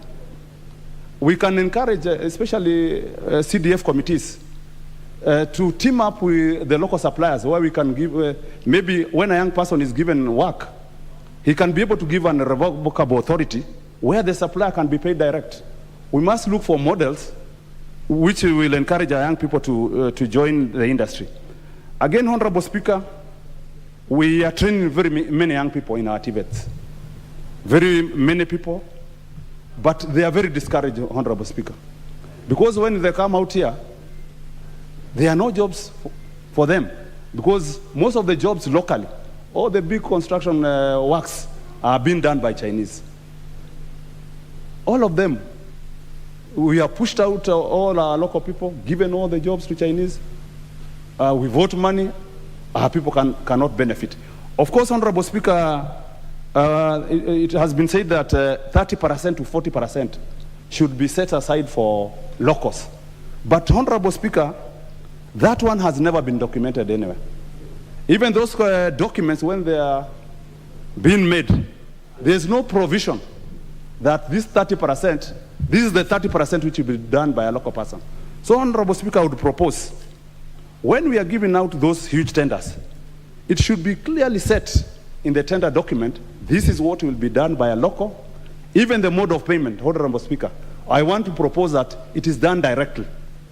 So that if it's a Honorable Speaker, Ndwati Ngugi who is doing that job, it is known that when I do that job, I'm paid directly, so that we can benefit our people. Again, Honorable Speaker, there are some of these Chinese who come here to do one particular job, but you find they overstay. They now start competing with our locals. We push out our people. So, Honorable Speaker, it's a high time we change the model. And again, Honorable Speaker, there's something I want to talk about, which Honorable Sankok has been talking about. And Honorable Sankok, I want to encourage you. This idea of calling people hustlers is not a good thing. Because, Honorable Sankok, when you go to Murang'a, some sections of Murang'a, there are people who had come to Nairobi here just to polish, to do shoe polishing. There are other people who had come here to sell, a whole village to sell newspapers. There are people who came to Nairobi to sell vegetables. I'm a product of Mama Mboga. And when you sit here and say that Mama Mboga is a hustler, that is bad enough. Because you cannot call my mother a hustler. Because she took me to school. I went through primary school. She took me through secondary school. She took me to university. And I'm here with you. So, Sankok, I would encourage you that time. And if you want to encourage our young people, please, I just want to say that even our young people, Honorable Sankok, don't call them hustlers. If you want to encourage them to join, we are fighting for them here. We are fighting for them here, Honorable Sankok. We are fighting for them to join the industry. Then again, you cannot go ahead and call them hustlers. The Honorable Sankok allow the Honorable Ndwati to finish his submissions. I'm sure. The speaker discerns that his intentions are noble. They are not. Yeah, so that is what I wanted to say, Honorable Speaker. I wanted to tell Honorable Sankok, I'm a product of Mama Mboga. And my mother used to make a lot of money, by the way. And I know when she was working, Honorable Speaker, she used to earn more money than what I'm earning in Parliament today. And we were a family of 9 kids. So she did her work as required, and even much better maybe than some of us here. Honorable Speaker, again, getting back to the bill. Coming back to the bill, Honorable Speaker, I want to encourage members here of Parliament. I want to encourage them to support our youth through CDF, NCDF, which is a very great kitty, Honorable Speaker, and which has really been of much assistance to our local people. And that is one of the ways which we can use to promote our young people, to join the industry, and it's a good industry, Honorable Speaker. I belong to the industry. And Honorable Speaker, I started as a young person. At category 8, then Honorable Sankok, the lower class, then you build up. Now I'm just one class below the Chinese. And Honorable Sankok, and as a young person, Honorable Sankok, I want to tell you, as a young person, I built up that company, which I use today, from a small company to an award-winning company. In the year 2007, I won an award as the third best performing contractor in Kenya. So that is a good thing, which I want to encourage our young people, wherever they are. Do not agree to be called hustlers. Work hard. I know you can achieve whatever I achieved. Thank you very much, Honorable Speaker, for giving me. The Honorable Sankok just relaxed. The Honorable, I want to confirm to you that the Honorable Ndwati has done well. I am witness to what he has done. And, but I just want to also advise him going forward that invoking that particular word, hustler, in the Kenyan nomenclature, it has attained a certain notoriety in the political space. So you will not use it in the usual ordinary way that you look at it as from the dictionary meaning of it. It has attained a different class of recognition in the country. So it has become a political word, and we have accepted it. So we will live with it. So Honorable Sankok, relax. There's no harm. There's no harm.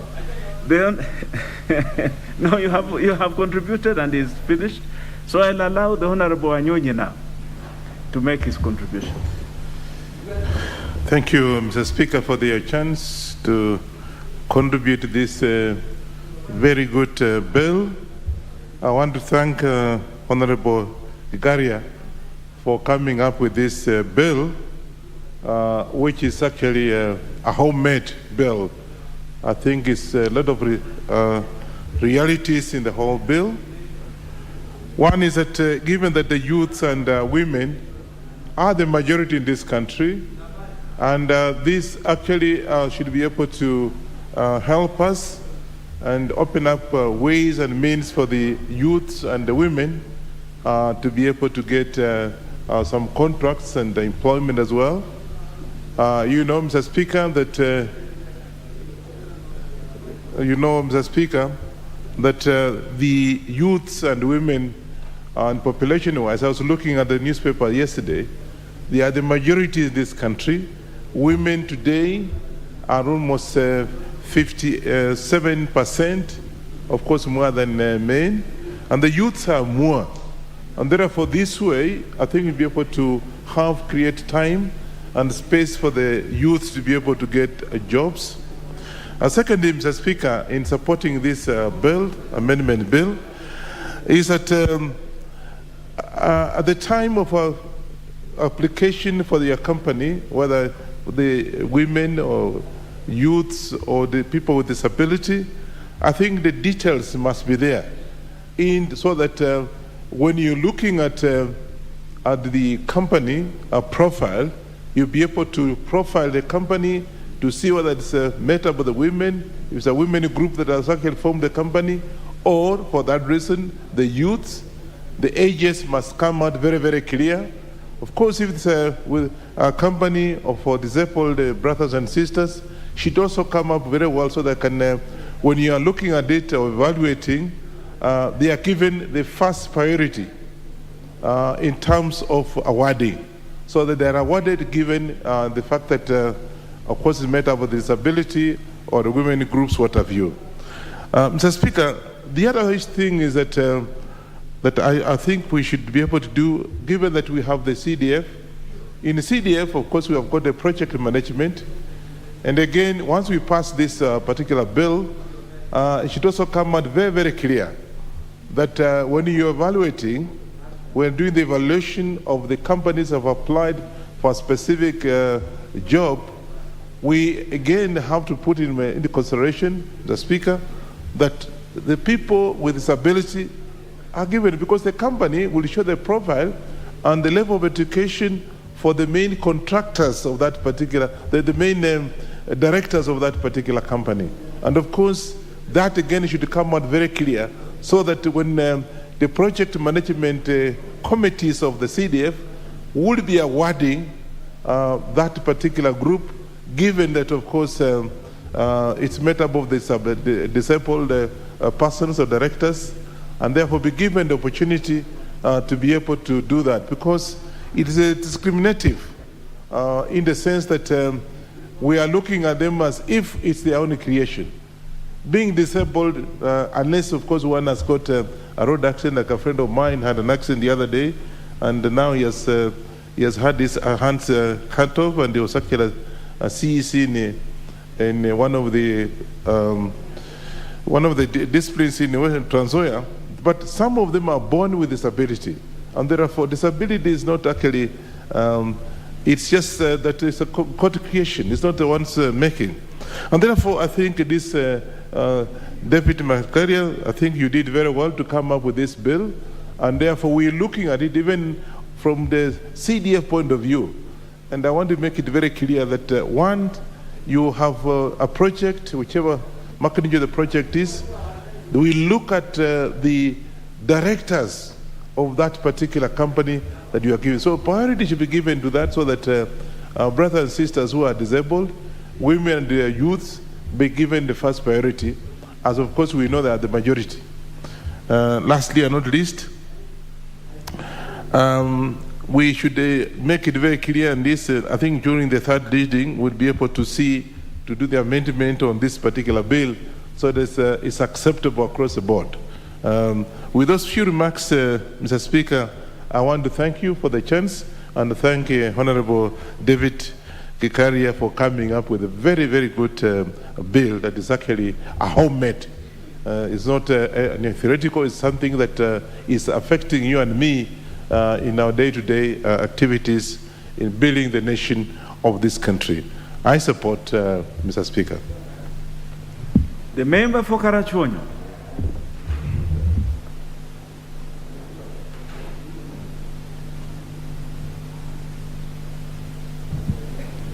Thank you, Mr. Speaker, for the opportunity. And let me start by saying that I support the amendment. And I feel that when CDF is touched, I know we are touching the heart of this country in terms of development at the grassroots. CDF has done a lot. The achievement of CDF is probably comparable to no other system the government is using. CDF must be inclusive so that people with disability, women and the rest who are disadvantaged in one way or the other, can really find solace in CDF. CDF can develop them. This is development in terms of human beings. But then CDF delivers what they are doing in terms of projects. They have delivered quite a lot. Anywhere you go, people talk. The Honorable Member for Karachuonyo, just hold on. The Honorable Sankok seems to have a point of order. Honorable Speaker, I think the Honorable Member for Karachuonyo, I respect him so much. He is one of my members and a very active member for that matter. But in terms of relevance, he's talking about CDF. We are talking about National Construction Authority and reference to access to government procurement opportunities. So, Honorable Speaker, that is how I raise in terms of relevance.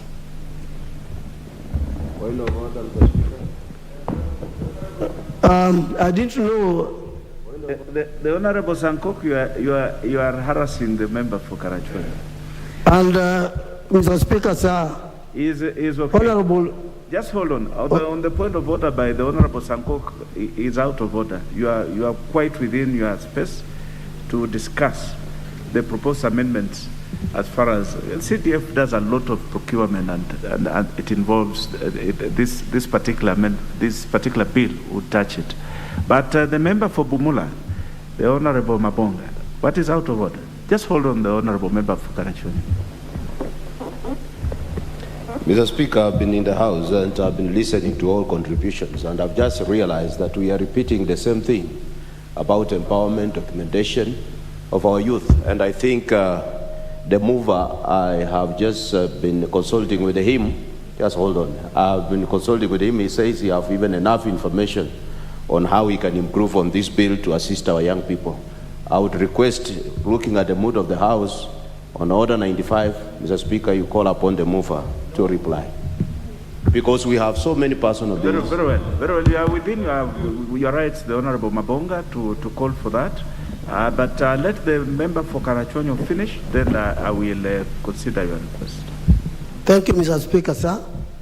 I just wanted to say a word that the Honorable Sankok is a friend of mine, as he said, but normally he is full of harassment, and I'm not the first one that he has rubbed shoulders with, though friendly. Thank you. Just keep your cool.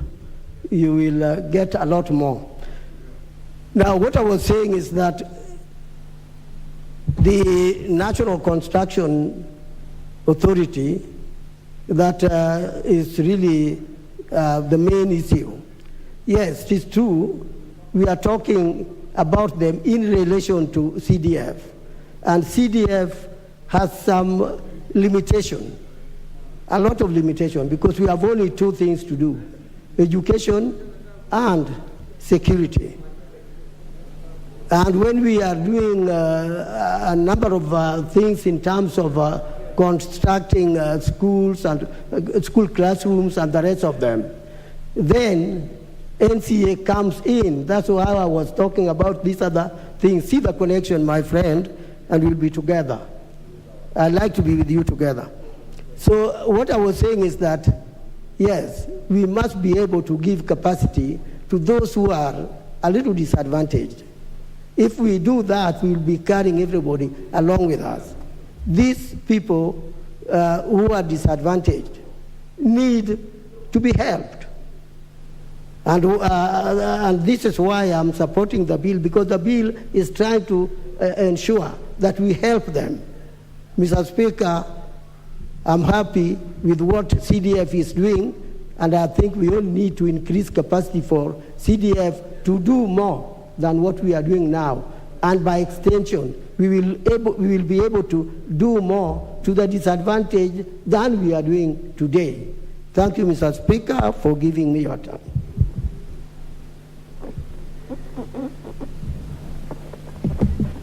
Thank you, Member for Karachonyo. The Honorable Member for Bumula stood in his place and requested that we consider Rule 95. Is it the mood of the House that the mover be called to reply? Yes. Honorable members, is it the mood of the House that the mover be called to reply? Those are with that, as many as of that opinion say aye. Aye. As many as of a contrary opinion say nay. No. The ayes have it. The mover will reply. The Honorable Gikaria. Honorable Speaker, I want to thank you, and of course, as it has been said, Honorable Speaker, you are a great man. Hopefully, we will meet here in the coming Parliament. Hopefully, you've been a friend for quite a long time, Honorable Speaker. Isipokuwa siku moja tu ndo ulinikosea, lakini nilikubali. Honorable Speaker, I want to thank members who have contributed. And Honorable Speaker, this is how great this House is. Honorable Speaker, in my thinking, I had a very small version of what I was thinking.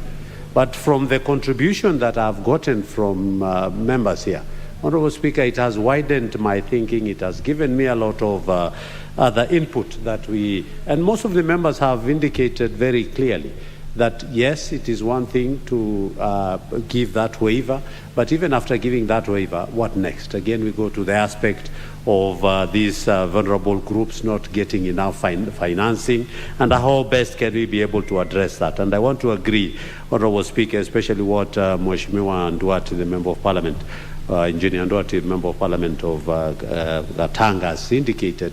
The various ways that were used in the past, that we can go back and be able to give this group an opportunity for them to actualize the 30% procurement from all government institutions.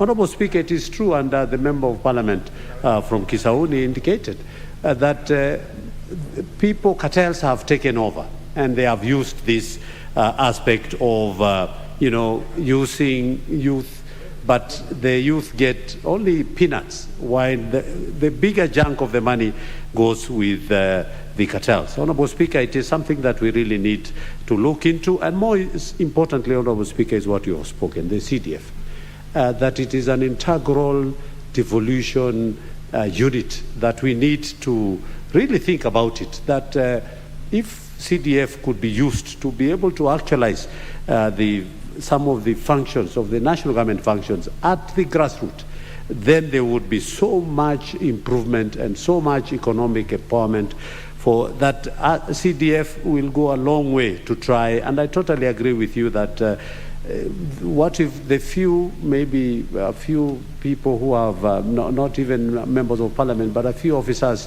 within our CDF who have not been using the money properly, is that, but you can see generally 99.9% of CDF has gone into proper effective youth, use for purposes of education, and you can see much as it's happening, education has thrived. Education is improving on a day-to-day basis. If you look at the documentary of every member of parliament, whenever they are bringing, and we look at them in our pages, you can see the improvement that has come along in terms of safety. I totally agree, and I hope that the president will find favor and be able to accent to this bill so that it can go. And it is true, Honorable Speaker, I personally have started over 50 companies for these groups, but you open up space for them, but they get locked up in some places, either because of the NCA certificate, either because of funding, either because of other, being marginalized. And Honorable Speaker, I think this will go a long way in improving the empowerment, and especially open up the unemployment gap. We can be able to reduce this thing if we can be able to encourage the vulnerable groups to be able to do that. I want to thank Honorable Songkok for your contribution, and it is sad, Honorable Speaker, that this bill is before us talking about youth, talking about women and people living with disability. But if you look at this House, has a sizable number of members of parliament who are youthful members of parliament, and they are not here to be able to address, including women. Honorable Speaker, it is sad that not in a single lady has contributed to this, and this affects the women who are by large the bigger number that we are always. It is the Honorable Gikaria, the member for Mandera. The member for Mandera, the woman representative for Mandera. Oh, sure. The Honorable Safi contributed. Sorry. Yes. I must have been thinking about my constituency then. Sorry, Honorable Speaker. A lot of appreciation to the women rep, Marsabit. Thank you, Honorable Speaker. I beg to reply. Thank you, Bwana Daktari, my former vice. Both of us, we are. Very well done, the Honorable Gikaria, and the members who have contributed. Even the Honorable Yusuf, member for Mandera West, I'm sure you would have been supporting this, but I think it's a job well done. Thank you. So I will not undertake the next step in regard to these proposals by the Honorable Gikaria. I will direct that step to be undertaken when the matter will be set down on the order paper again, and direct that we move on to the next business on the order paper. Order number 15, the Children Amendment Bill, National Assembly Bill number 46 of 2020, second reading.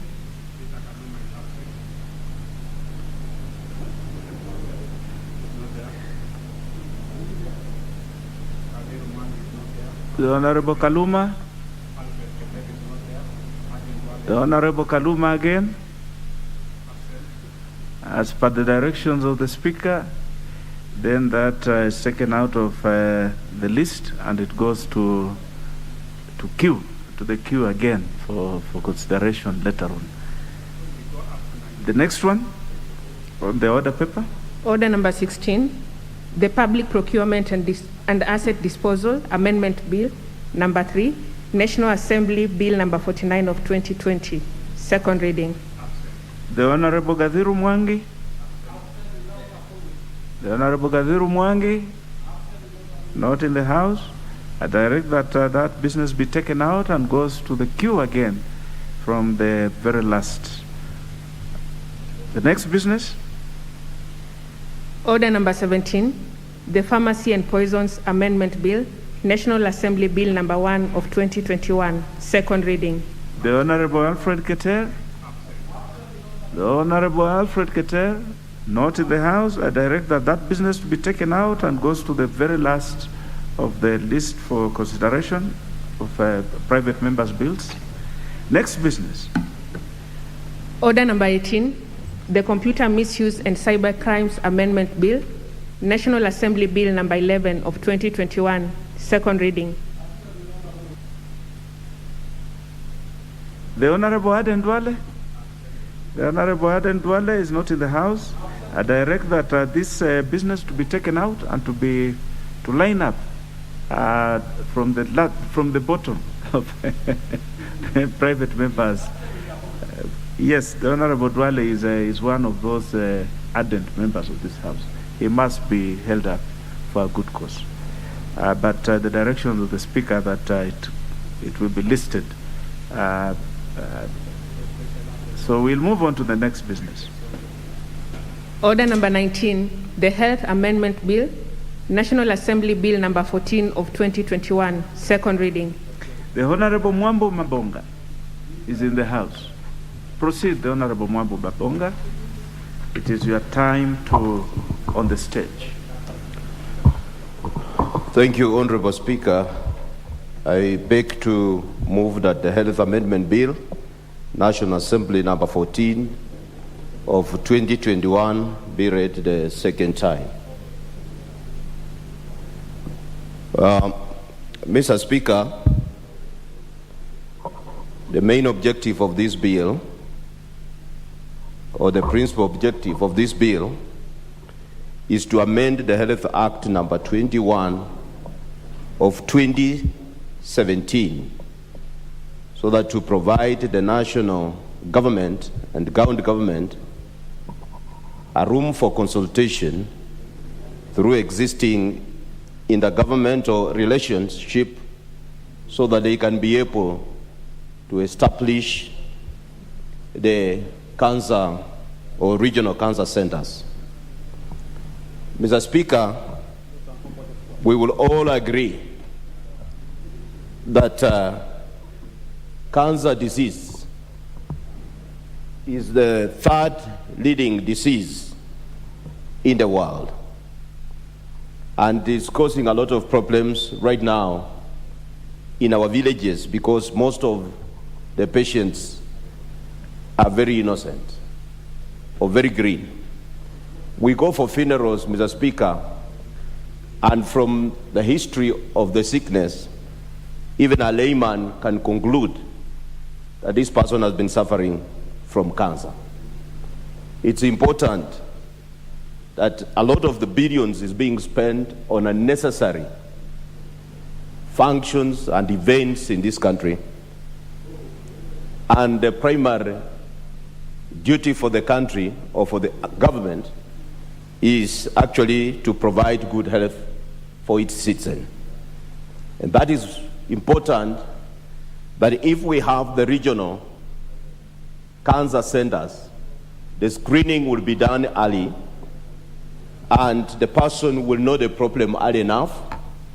And by doing the early screening, Mr. Speaker, you will save a lot of costs when it comes to treatment. In developed countries, Mr. Speaker, I'm reliably informed, because I was in Malaysia and we were discussing about this thing, this animal called cancer, that whenever this disease is identified early enough before it spreads to other parts of the body, it's a treatable disease. But here in this country, the only proper screening you can get, maybe, it's in 3 places, and majorly in Nairobi.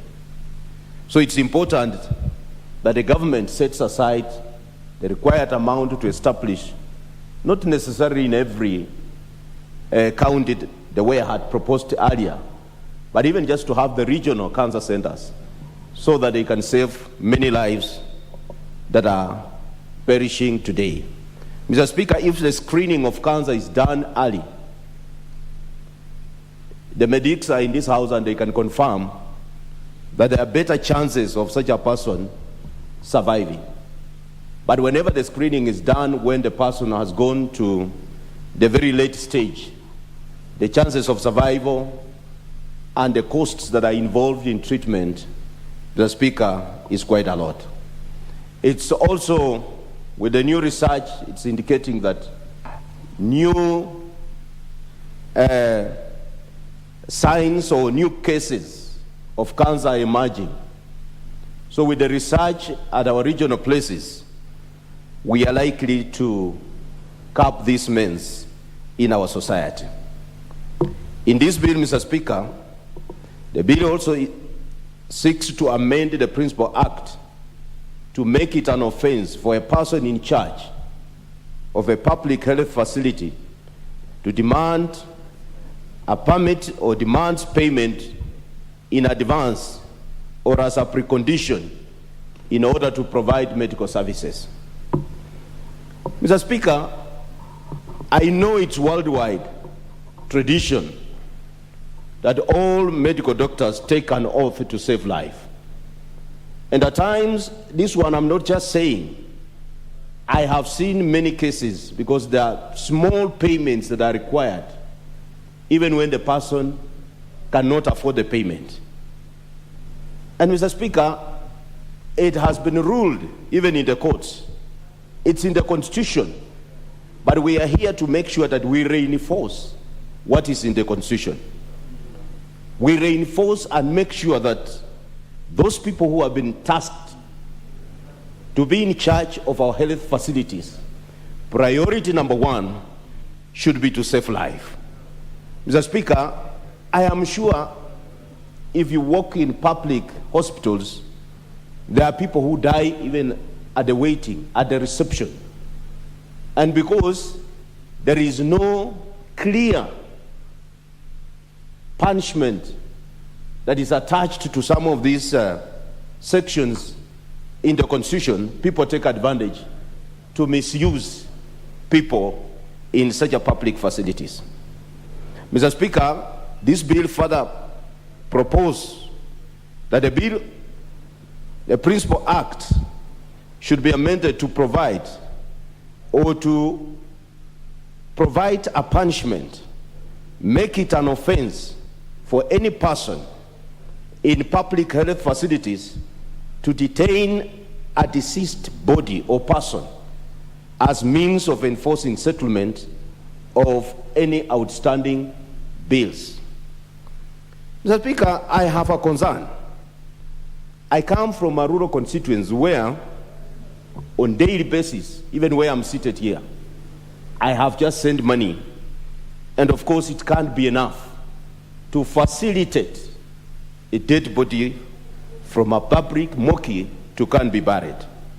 I attended a funeral, Mr. Speaker, where a person had a quarter acre of land, and that person is forced even to sell that piece of land to secure a dead body to come and conduct a decent send-off. Mr. Speaker, I find it's just a moral duty. And we are just confirming again the obvious here. Because the courts have ruled that it's illegal to retain a dead person. If, Mr. Speaker, we can find other mechanisms of settling such cases and release the person, be buried, it will save a lot of agony from many families.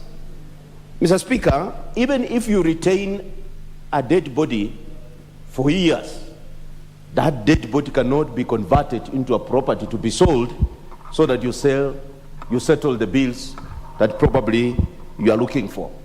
And in most cases, Mr. Speaker, you realize that even, especially if a person who has passed on is a person in charge of almost all properties, it will be very difficult for such a person to enforce whatever payment that is required. It's the responsibility of the government to ensure that we get some funds. If not, in the meantime, we agree with the courts that a dead body, once a person passes on and the family is ready to do the burial, the body is released to the family and other mechanisms are put in place. That should be in consultation with the national government and still with the county government. This bill further seeks to amend the Principal Act, Mr. Speaker, to provide some regulations on levying charges for the practice of conventional medicine. Mr. Speaker, I know you come from a rural constituency just like mine. They are notorious civil servants who have been employed in medical facilities. They will find a way of ensuring that the medicine are not in the hospitals or in those clinics in the rurals, and they will direct patients at specific chemists or a store to buy medicine. And when you move from one shop to another, same medicine, if it's Panadol, the price is different.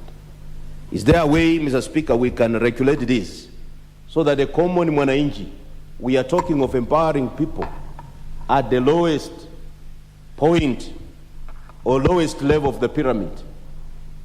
I can assure you, Mr. Speaker, and I don't need to lay on this, that I'm sure you come from a constituency where a person cannot even afford to buy Panadols. But a Panadol in one shop is 5 shillings or 10 or 20, but you can go to the next, just in the nearby, probably where you've been referred, and you realize that the same medicine is costing almost 100 shillings. We must find a way of having this balance.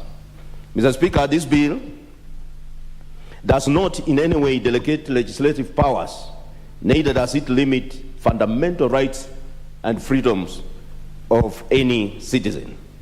Mr. Speaker, the bill concerns county government in terms of Article 110(1) of the Constitution as it affects the functions and powers of the county government as set under Part 2 of the 4th Schedule to the Constitution. And I wish also to bring to your attention, Mr. Speaker, that the enactment of this bill shall definitely occasion additional expenditure of public funds. I wish also, Mr. Speaker, however, even if money is going to be involved in this bill, in Section 5 of number 21 of 2017, I propose the following amendments, Mr. Speaker, that every person has the right to the highest attainable standard of health, which shall include progressive access for provision of promotive, preventive, curative, palliative, or even rehabilitative services. It's in the Constitution, Mr. Speaker, and it's the responsibility of every government to ensure that its citizens or her citizens enjoy this kind of benefits in all our health facilities. Mr. Speaker, we should not be waiting things to become an emergency so that we act. I am sure it's only in this country, Mr. Speaker, if I may refer to what has been just happening in this country, and it's still ongoing, that up to now, the government or the parliament has to discuss the CAs of energy to come and address the nation. Such are things that are also waiting at some point for them to become an emergency so that they come with long statements to address the nation. It's important that we put some medication in place so that we cap these kind of problems that many citizens are going through at the moment. Secondly, Mr. Speaker, every person shall have the right to be treated with dignity, respect, and have their privacy respected in accordance with the Constitution and this Act.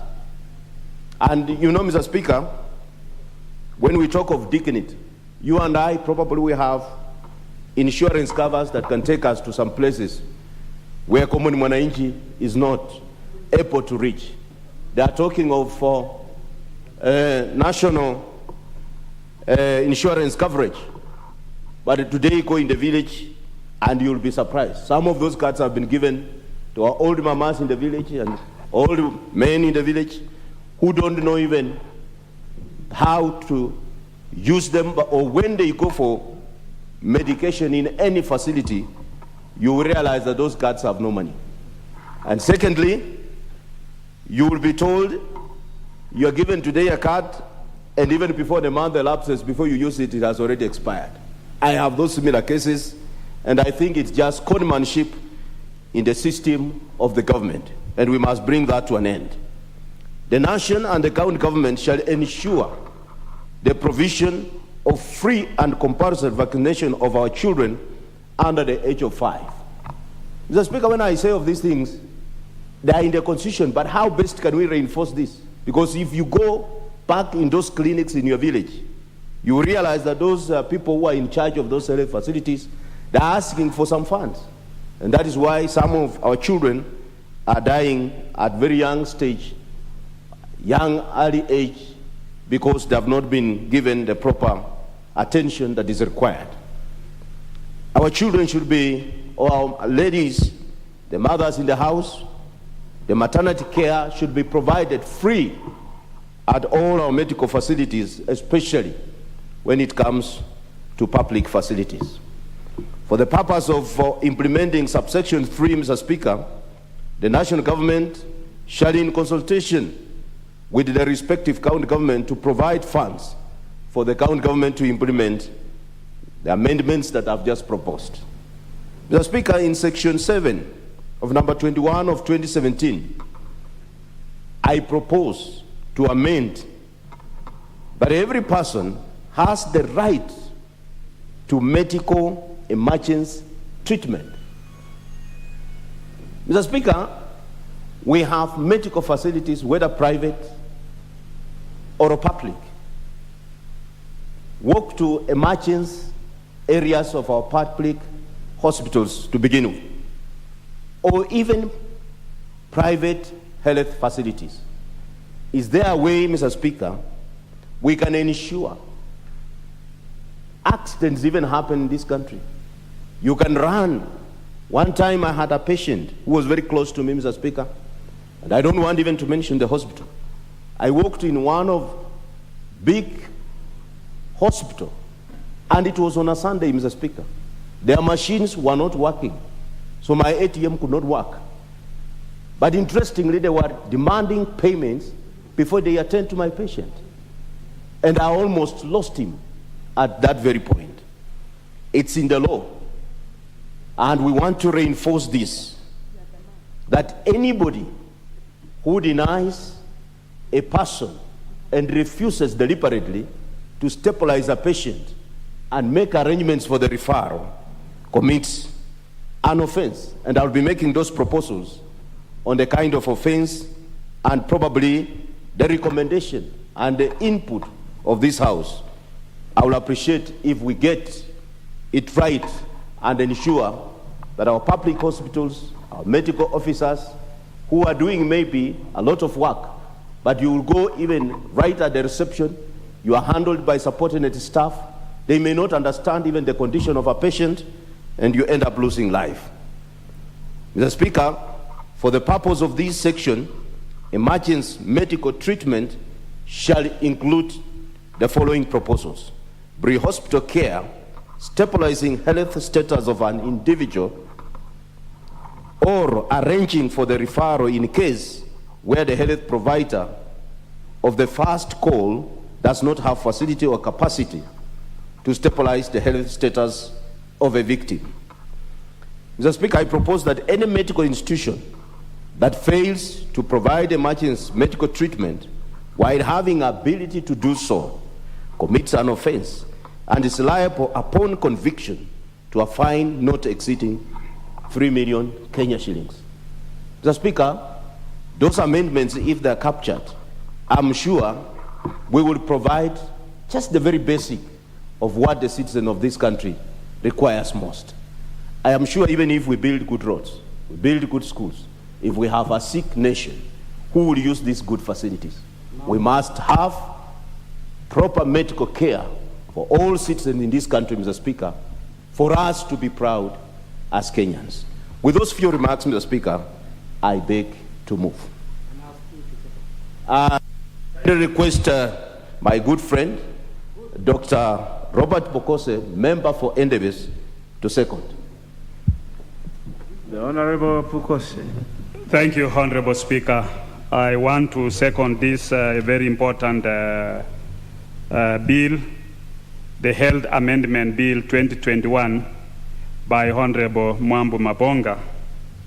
This is a very important amendment, and basing on what is presented, Honorable Speaker, it's a bill that intends to establish regional cancer treatment centers.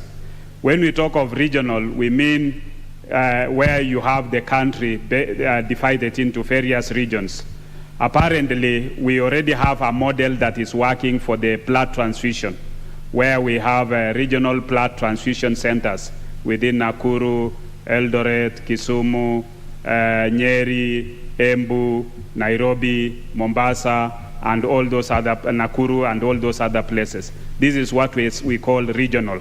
And that, in a way, it devolves, it makes it easier and accessible for the sick to access health care. So by establishing this regional and providing them with the necessary support, because one of the biggest challenges that we face as a country after health was devolved is how its implementation, because apparently when we were developing this health care, the transitional authority never did a proper costing of the default functions, because the Constitution talks of the functions and the funds must be developed in commensurate, such that when you develop a certain function, it must be followed by funds. So one of the biggest challenges that we need to look back as a country is if we are going to have these regional centers for cancer treatment centers, because apparently cancer has become one of the biggest challenges in our modern days.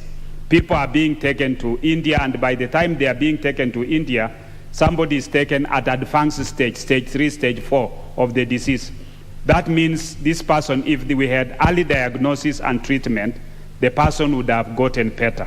Because you hear of cases where people have been diagnosed and have lived their full life. A case in mind is the late Reverend Desmond Tutu. Desmond Tutu was diagnosed with cancer at the age of around 70 and is lived up to around 105 years and died. So it means once you do early diagnosis, then these people can get proper treatment and the disease cannot progress. We have cases of our own citizens who have confessed to have cancer at an early stage, and you find them now, they are leading a normal life because it was diagnosed early, they had access to proper treatment, best facilities, and that way they are able to be taken care of. So by this bill saying we need to have regional development centers, I think it will also be very important that those regional facilities must have good facilities. When we have a regional cancer center, we must provide expertise in terms of human resource. We must provide equipment for them to make early diagnosis and treatment. We must provide medicines so that this is done in a proper way. The same bill amendment talks of where you have in consultation with the county in consultation with the healthcare practitioners and the relevant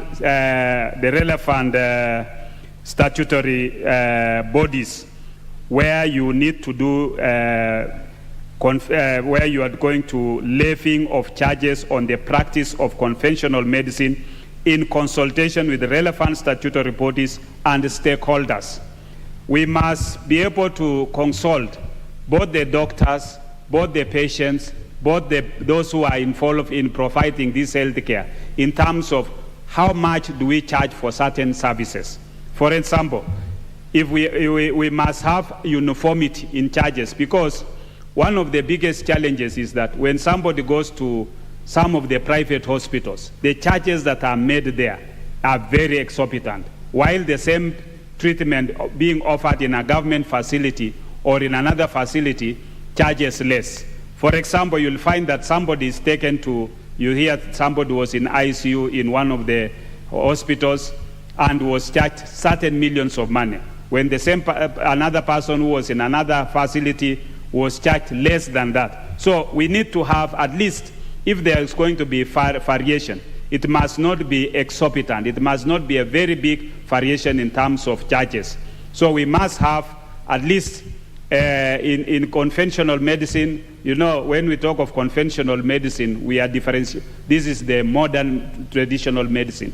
We are differentiating it from the herbalist, because herbalists can charge any other figure, and whatever they give you, they might even be giving you placebos. That is, giving you placebos means giving you something that might not just to treat you psychologically. But in terms of practice for conventional medicine, we need to have uniformity. If somebody is removed an appendix in Nairobi Hospital and Kenyatta National Hospital, it should not be a very big difference. It should be within a small variation that allows everybody to have affordable health care. The other issue important is somebody should not pay a deposit before that person is treated. Let the person be treated, then after that look for the money. If this person even dies, why do we have to detain the body that these people to go and look for money, especially in public facilities? If you are working in a public facility, the public facility has been built with taxpayers' money. The trucks you are using are taxpayers' money. The staff who are working there are paid salaries by taxpayers' money. Why would you detain a body that until they bring the money to pay for the medical expenses is when you release that body? I think this bill should criminalize that kind of practice, such that anybody, you are a public officer working in a government institution, in a public facility, then you are detaining a body that people to go and look for money.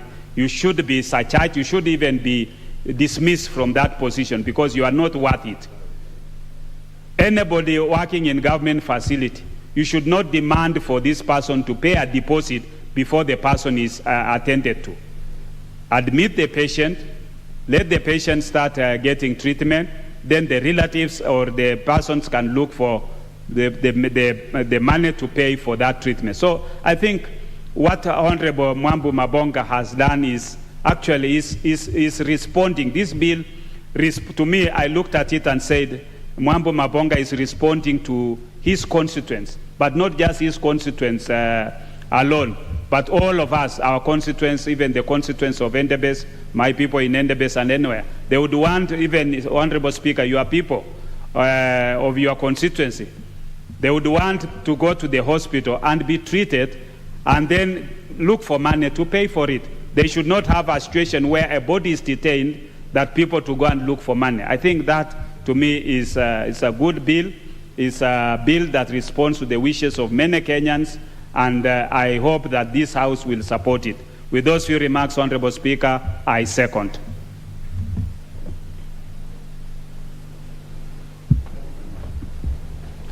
Honorable members, allow me to propose the question that the Health Amendment Bill, National Assembly Bill number 14 of 2021 be now read a second time.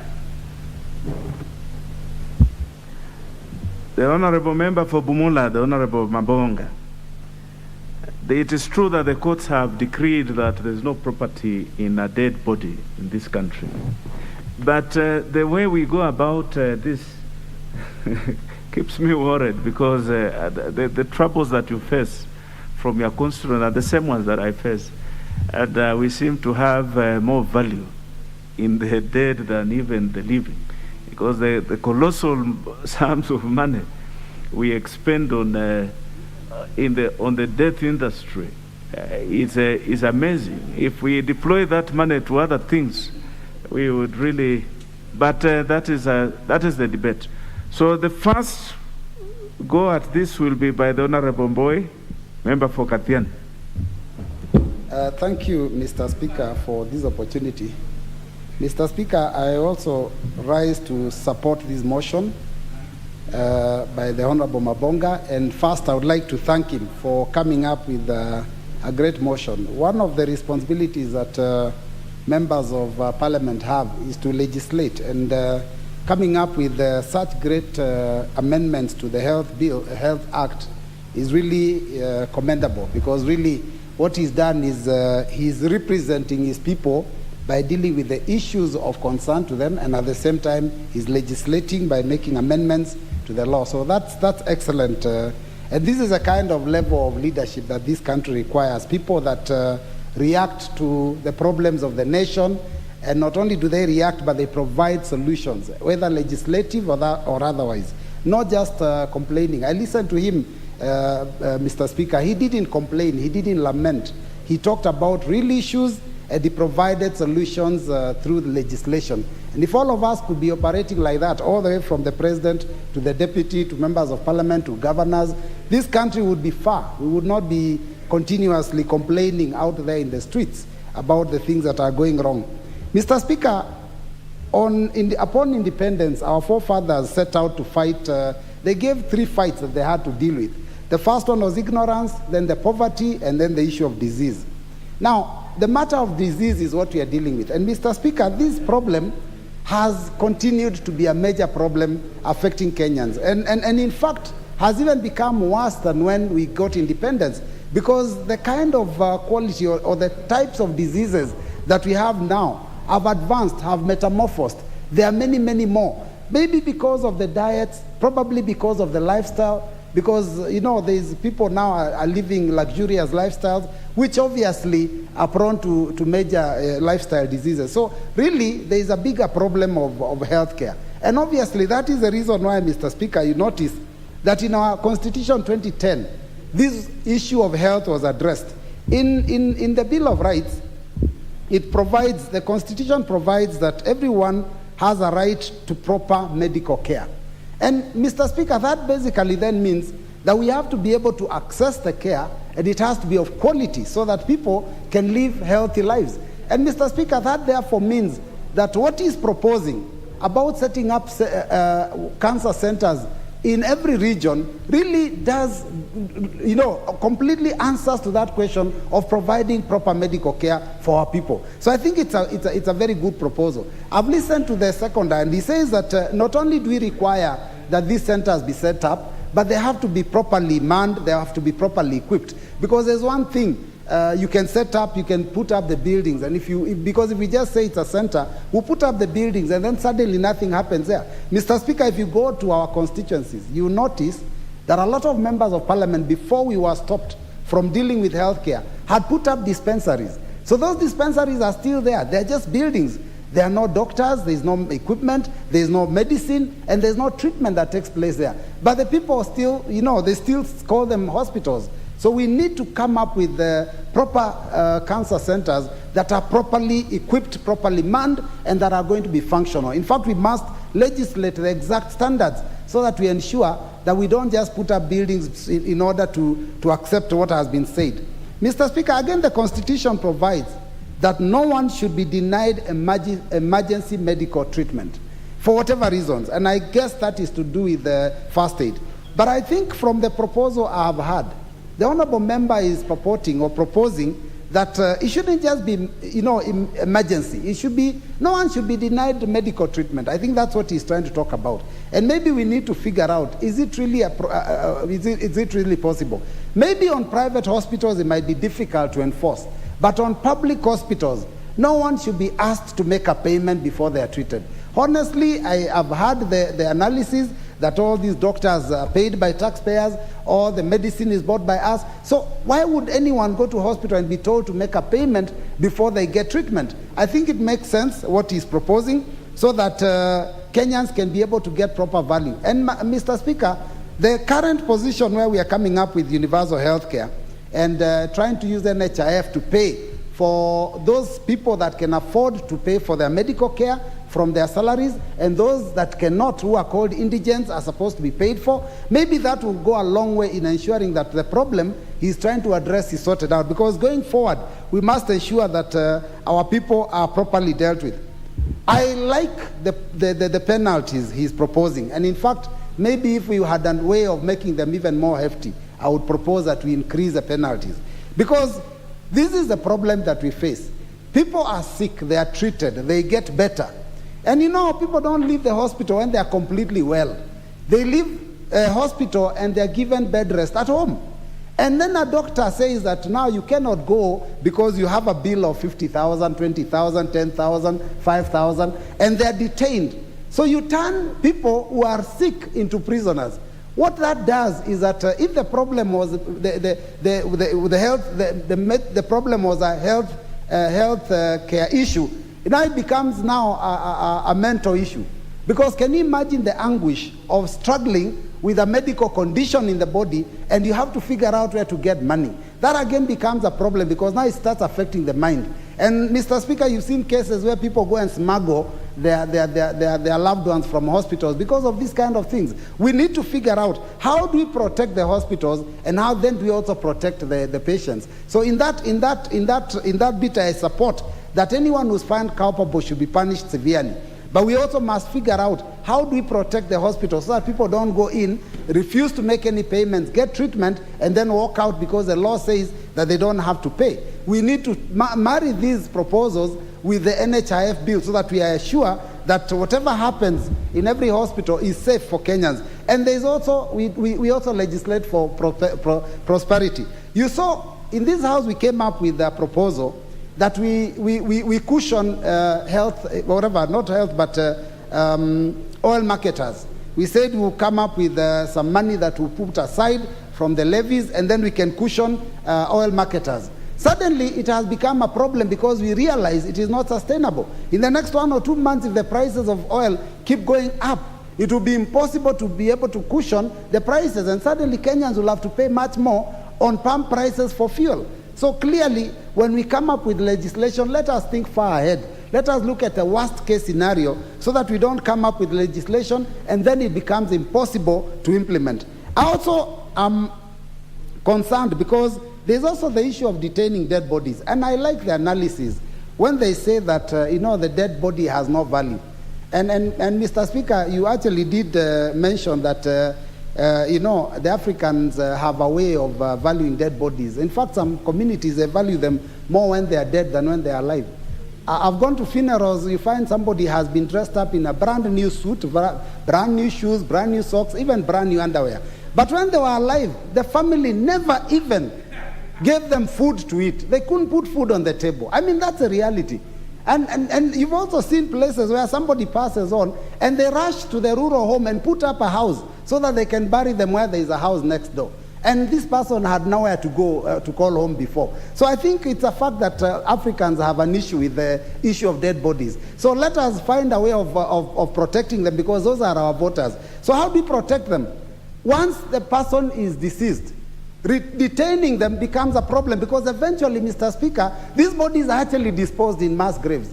So why keep it and then deny the family, then throw the body out eventually? Let's come up with a way by which we can release the bodies for decent burial so that we can also appease the family. And if there is a debt, just like any other debt, we can pursue that debt going into the future. But can you imagine collateral for a loan in the bank is a dead body? Honestly, that is incredible, Mr. Speaker. So we need to find a way of figuring out how do we get this money paid and what can be written off, because some of these, especially in these government hospitals, some of this is our own money. How can we just write it off so that we do not have to struggle? These members will tell you, and the member has confirmed here and confessed, he has sent money. I want to tell him he shouldn't say that unanswered, because right now is not the time to send any money, because we've just been told by the law not to contribute. After the elections, we can continue sending. For now, be careful not to be seen to be sending money, because that might be construed to mean that you are inducing a voter to support you. But other than that, it is important to note that this is something we need to figure out and sort out once and for all. And I support the very, very hefty penalties for all these problems. Otherwise, with those few remarks, Mr. Speaker, I support and I thank the mover. The Honorable Mbowe, you are now asking the Honorable Mabonga, but how is he going to induce a dead body to vote for him? It's just helping. And this is our problem, really.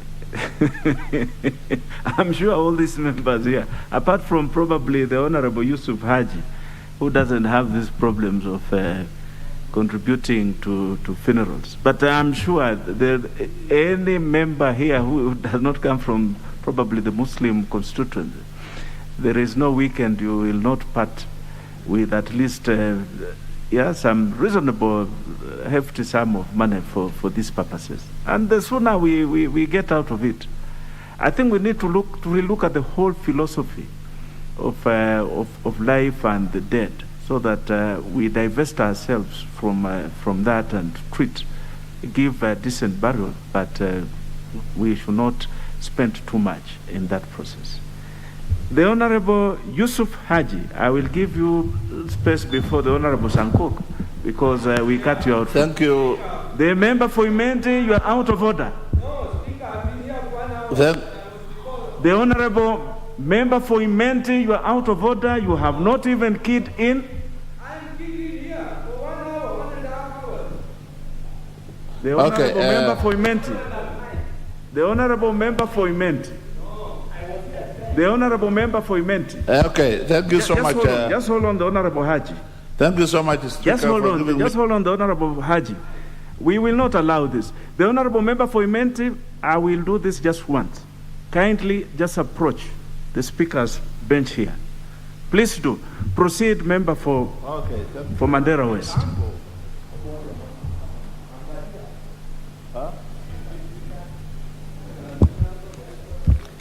Thank you so much, Speaker, for giving me this opportunity.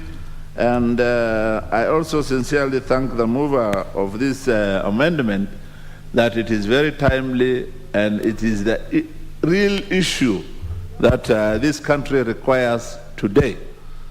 Cancer is a killer disease, like few other diseases, but its earlier detection is normally not there. Just because the facilities are not well spread all over the constituencies, all over the county, all over the country, and hence to detect whether a patient is suffering from cancer at early stage is the biggest problem. So by this suggestion that we have cancer centers in various places, regional or even up to constituency level, that will help cancer patients to be detected early, and once it's detected early, we are assured that that patient can be attended to properly and can survive. So early detection is very important, and hence I support the idea of having cancer centers spread all over the country, maybe possibly up to constituency level. Cancer is a very expensive disease, normally because it is detected when it's too late, and hence it becomes very expensive indeed. I also suggest that in this amendment that every cancer patient who is not insured, who does not have a medical insurance, can be insured, so that the government can insure. These are very few people. Cancer patients are not very many indeed. Some of them are already insured through the insurance systems, but the few which are not insured, I suggest that the government insures them. It will not be very expensive, and in that way it will be many patients will be able to get the necessary medical support they require. When it comes to dead bodies being retained, I think the hospitals are not fair by retaining dead bodies. This is because when a patient is coming to hospital, he or she has no intention to die there, to become a dead body. The intention is to get treated, to get cured, and to go home. And diseases doesn't give notice.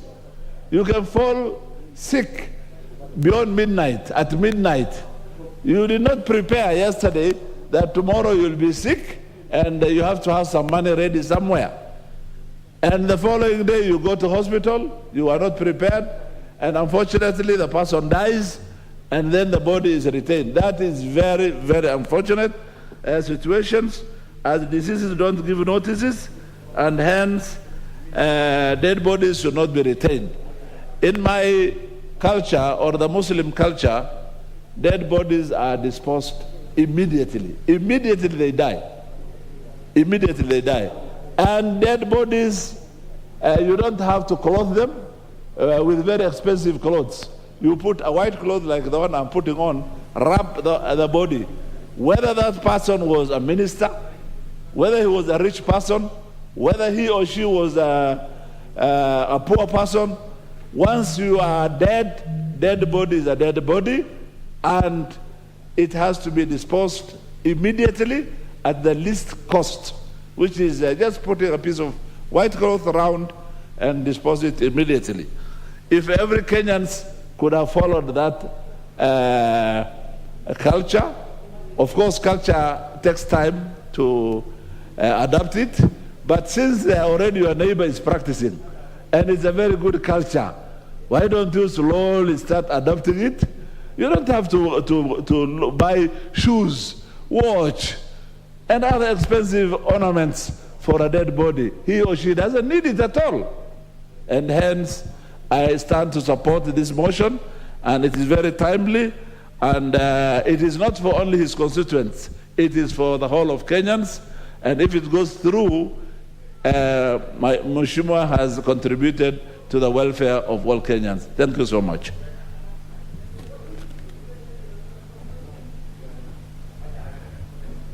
Member for Mandera, probably the watches are for the there to keep time with their fate elsewhere. The Honorable Dawood, it is true you've been here, and I have noticed that you have been sitting there. But the gadget you are using definitely was not working, and that is why you are not caught the eye of the speaker. But you have been here, and it is noted, and I give you this opportunity now to speak. Thank you, Mr. Speaker. Mr. Speaker, I apologize, but the fault was not mine, because I wanted to contribute to the national construction as well, and I waited until Mheshimiwa Mabonga asked for it to be closed.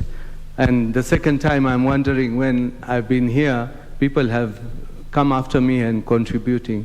But I thank you for giving me this space, and I want to second this bill by Mheshimiwa Mabonga. And I think this is a very timely bill, in the sense that only yesterday is when I was paying for one lady who has been detained in hospital. And I think we need to even do a change in this bill, where it is not just, we are not just criminalizing people who have died, but people who have got bills and they are being retained in hospital against their will because they cannot pay off the bills. Mr. Speaker, it is very important that we get to know how the people who cannot afford to go to private hospitals but have to go, and then they cannot even pay a bill of 20,000, and then they are retained in hospital for long. And Mr. Speaker, when that happens, the bill from 20,000 goes up to 40,000, and which initially they could not even pay 20,000. How will they go and pay 40,000? So, Mr. Speaker, I would wish Mheshimiwa Mabonga, when it comes, we can do a few changes where we put not just admission to public hospitals, but even the bills, when they are there, when they are ready to go home, they can go home. Because, Mr. Speaker, if they have been treated, what is the need of them being retained in hospital? What purpose will it serve? The second one is, Mr. Speaker, there is a body which has been lying at Kenyatta National Hospital. We have, the people of the village have been unable, were unable to bury the person for 1 month, and they had to delay until they came to me, and then we worked out and we got the body home so that we could bury it. But Mr. Speaker, that gives a lot of anguish to the people who are bereaved. And, you know, instead of mourning, they are now running around looking how are they going to sell their cows, their goats, or their parcel of land, or take money from a Shylock, which will come to hinder them in future. So, Mr. Speaker, it is very, very important. This bill is very important. We need, even though, like you have mentioned earlier, that there is a court ruling that bodies should be not kept in hospitals, but Mr. Speaker, the hospitals still keep those bodies. Mr. Speaker, regarding the Cancer Regional Center, Mr. Speaker, in the last Parliament, I had brought a motion to pass ICU units together with blood donor units in each and every constituency. But up to date, the government has not done anything about it. But I hope with this bill, and if it is signed, we have those regional centers. We should not just have regional centers, we should have it up to down to the constituency level, because, and then even if we get those regional centers, let us have oncologists on call.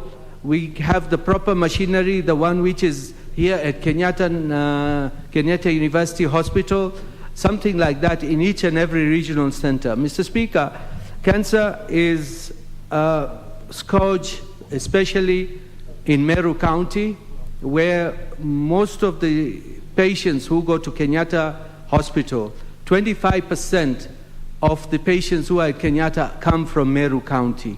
And that informed my decision to make a clinic for Meru Hospice, where I was a patron a couple of years back. And I did establish for them hospice with my own money, not with CDF. And we had even yesterday a cancer program yesterday in the county, and the governor is trying, together with the previous governor C.S. Munya and Governor Kiraito, they tried to establish a cancer center where South Koreans are supposed to be coming and installing machinery. But Mr. Speaker, we need to go further, because cancer treatment is very, very expensive, and the government needs to come up not just to establish those cancer centers. We need to subsidize the costs, because a lot of poor people cannot pay the costs which are charged for cancer treatment. And Mr. Speaker, if we do not do that, then we will not be doing much. And then we need to equip each and every regional center, or if it is county centers, because otherwise it will be very far if it is a regional center, where to put it when we have already devolved into counties, because that is what is there. If it is put, let's say, for Eastern Regional Center, and that would be Embu, how will it serve the whole of Eastern Province? That would not work at all, Mr. Speaker. So it needs to go down to devolved units, which are the counties, because that's what needs to be done. Mr. Speaker, the last one, the amendment Mheshimiwa Mabonga has talked about, is the fare charges. And it is true, like Honorable Pokose has said, that the differences between a public hospital and a private hospital are like day and night. And some of the facilities, because most times public hospitals machinery have broken down, so people do not have a choice. They have to go to a private hospital, and when they go to a private hospital, the costs are prohibitive. So, Mr. Speaker, we should have, I don't know if the bill would put it there in the third reading, whether we can put a limit of between 10 and 20% above the charges, or the charges are printed through regulations of each and every service which is offered by a public hospital or a private hospital or a medical facility, so that people know what they are, and the charter is there. The charges are on a board, so people know what they are supposed to be paying. Because, Mr. Speaker, that is one issue which we need to, charges need to be put on a board, so somebody does not get hijacked when they reach there and they do not have that kind of money. Mr. Speaker, the other thing which we need as Parliament, hopefully in the next session, we need to move the health workers to a health commission, because we have an issue with health workers who are under the county government, and we need to now retake the burden of health workers, because what is happening at the moment, Mr. Speaker, many counties cannot handle the health workers, and there are normally a lot of strikes. So we need to do something like what TSC is. The same way we need to do a health service commission, which will take account of all the health workers' needs, because if we do not do that, then we are falling apart. Mr. Speaker, we need even to think which hospitals, if they are level 5 and above, they need to go back to the national government, because that is how we can probably make the services much better. Not that they are not good, but some hospitals are falling apart. The services offered are mediocre, and we cannot do with that. There are many dispensaries in our counties which do not have hospitals, which do not have personnel. We need personnel for those dispensaries, because there is no point in establishing a dispensary if the personnel and the medicines are not there.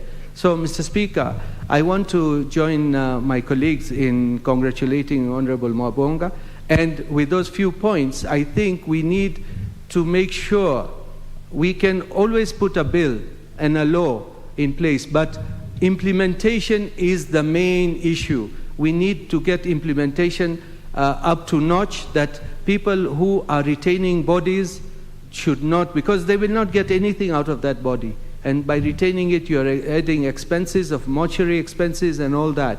So we need to see how we can do, and admission into hospitals should be free and not chargeable before entry. Thank you, Mr. Speaker, and I appreciate. The member for North Imende, very good contribution.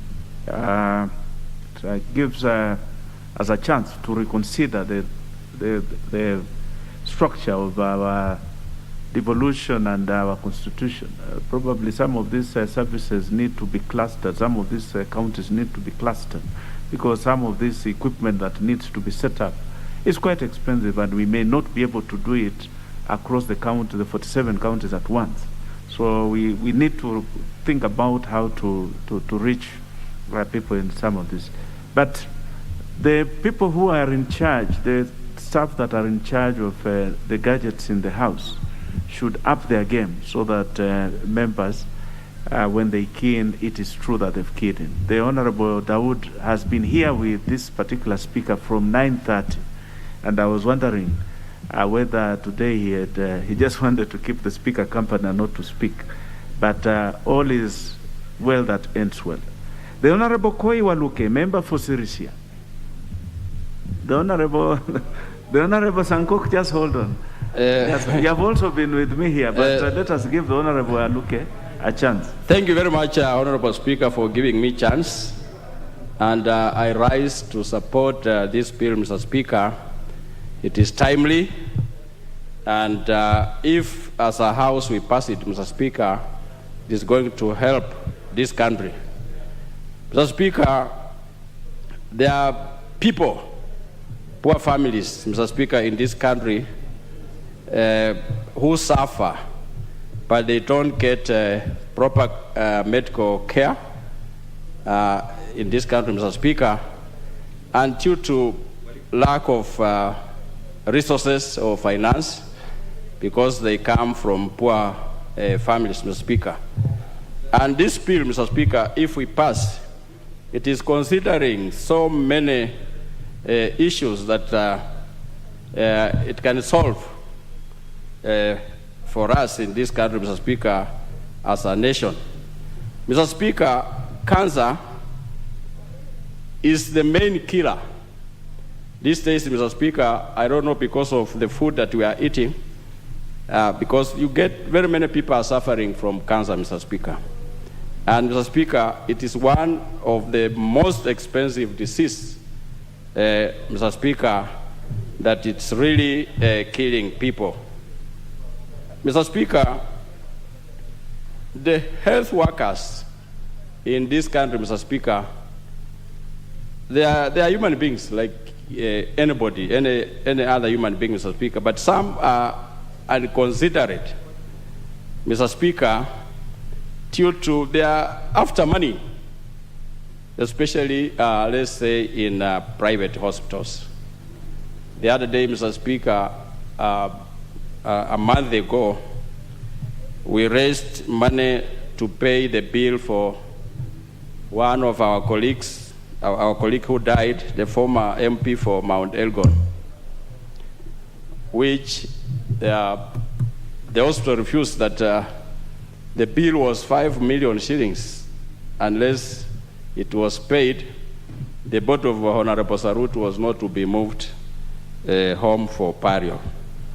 And remember, Mr. Speaker, if he was not a former MP, or because many of us participated in raising money to pay for the body of Honorable Sarut to go home. Mr. Speaker, this bill is going to solve problems like this one. To refuse on a dead body that until fees is raised. Mr. Speaker, this is not fair. Let the honorable members of this House pass this bill. Although it is going to be a problem for the hospitals also, claim that they have treated the patient and he has died and they are supposed to be paid. But some of them, Honorable Speaker, are too expensive. And the government also, Mr. Speaker, should take care of these medical bills, especially the NHIF. There are people who cannot afford, even at home there, who cannot afford even five shillings. There are people even who cannot afford even a meal. And because he's a human being and he's sick and he wants treatment, Mr. Speaker, this person should be taken as a human being. And even if he doesn't have the NHIF card, the government should come in. Because finally, this person, Mr. Speaker, if he or she will die, the hospital will still refuse to release the body for this patient, Mr. Speaker. So this bill, Mr. Speaker, I urge the House that we pass this bill so that it can help us. And the people who are suffering in this country, Mr. Speaker, on the patients and also on these dead bodies are us, the members of Parliament, Mr. Speaker. Because these are our people, these are our voters. If somebody dies, Mr. Speaker, the family, every day, they will call you, they call me, that look, somebody has died and we need help. So what will you do? Is to pay, to assist them paying either for the dead body or for the patient, Mr. Speaker. So this bill, Mr. Speaker, has come at the right time. And as a House, Mr. Speaker, we need to consider, we need to pass it so that we give the big burden to the government to handle this issue of hospital bills, dead and for the patient, Mr. Speaker. So it is timely, and I support this bill, Mr. Speaker. Thank you, Honorable Speaker. The Honorable Sankok. But you should know that sometimes I will give not necessarily the person who's on top. I know. Sometimes there are many other considerations. But have a go at it, Honorable Sankok. Thank you very much, Honorable Speaker. You know, Honorable Speaker, we were dealing with the issue of the MP, Dawood, whose equipments were not working. And it was not your mistake, Honorable Speaker, because there is no way you can know that it was not working. I wish he was here, because I normally call him MMN. I will tell you the meaning when we are alone. Honorable Speaker, I rise to support this very important bill, which have come at the very right time. Cancer is a disease that eats not only our flesh, blood, and bones, but also eat our resources at a rate that we can only equate with the appetite of broiler's chicken. Honorable Speaker, and I would like to congratulate Honorable Mwamba Mabonga from Bumula for bringing this, is it Mwambu Mabonga, for bringing this very important bill to this House. And it will really sort out so many issues, Honorable Speaker. Honorable Speaker, cancer, unlike other diseases that are caused by organisms that are foreign, like viruses, bacteria, and fungi, cancer is actually our own body cells that have behaved abnormally and multiply uncontrollably and destroy other body tissues, Honorable Speaker. So dealing with it require a lot of medical expertise, because you have to know when to kill your own body cells that are abnormal and those that are normal, Honorable Speaker. Honorable Speaker, that is why when you talk of chemotherapy or radiotherapy, it really have a lot of effect and side effect to our bodies, Honorable Speaker.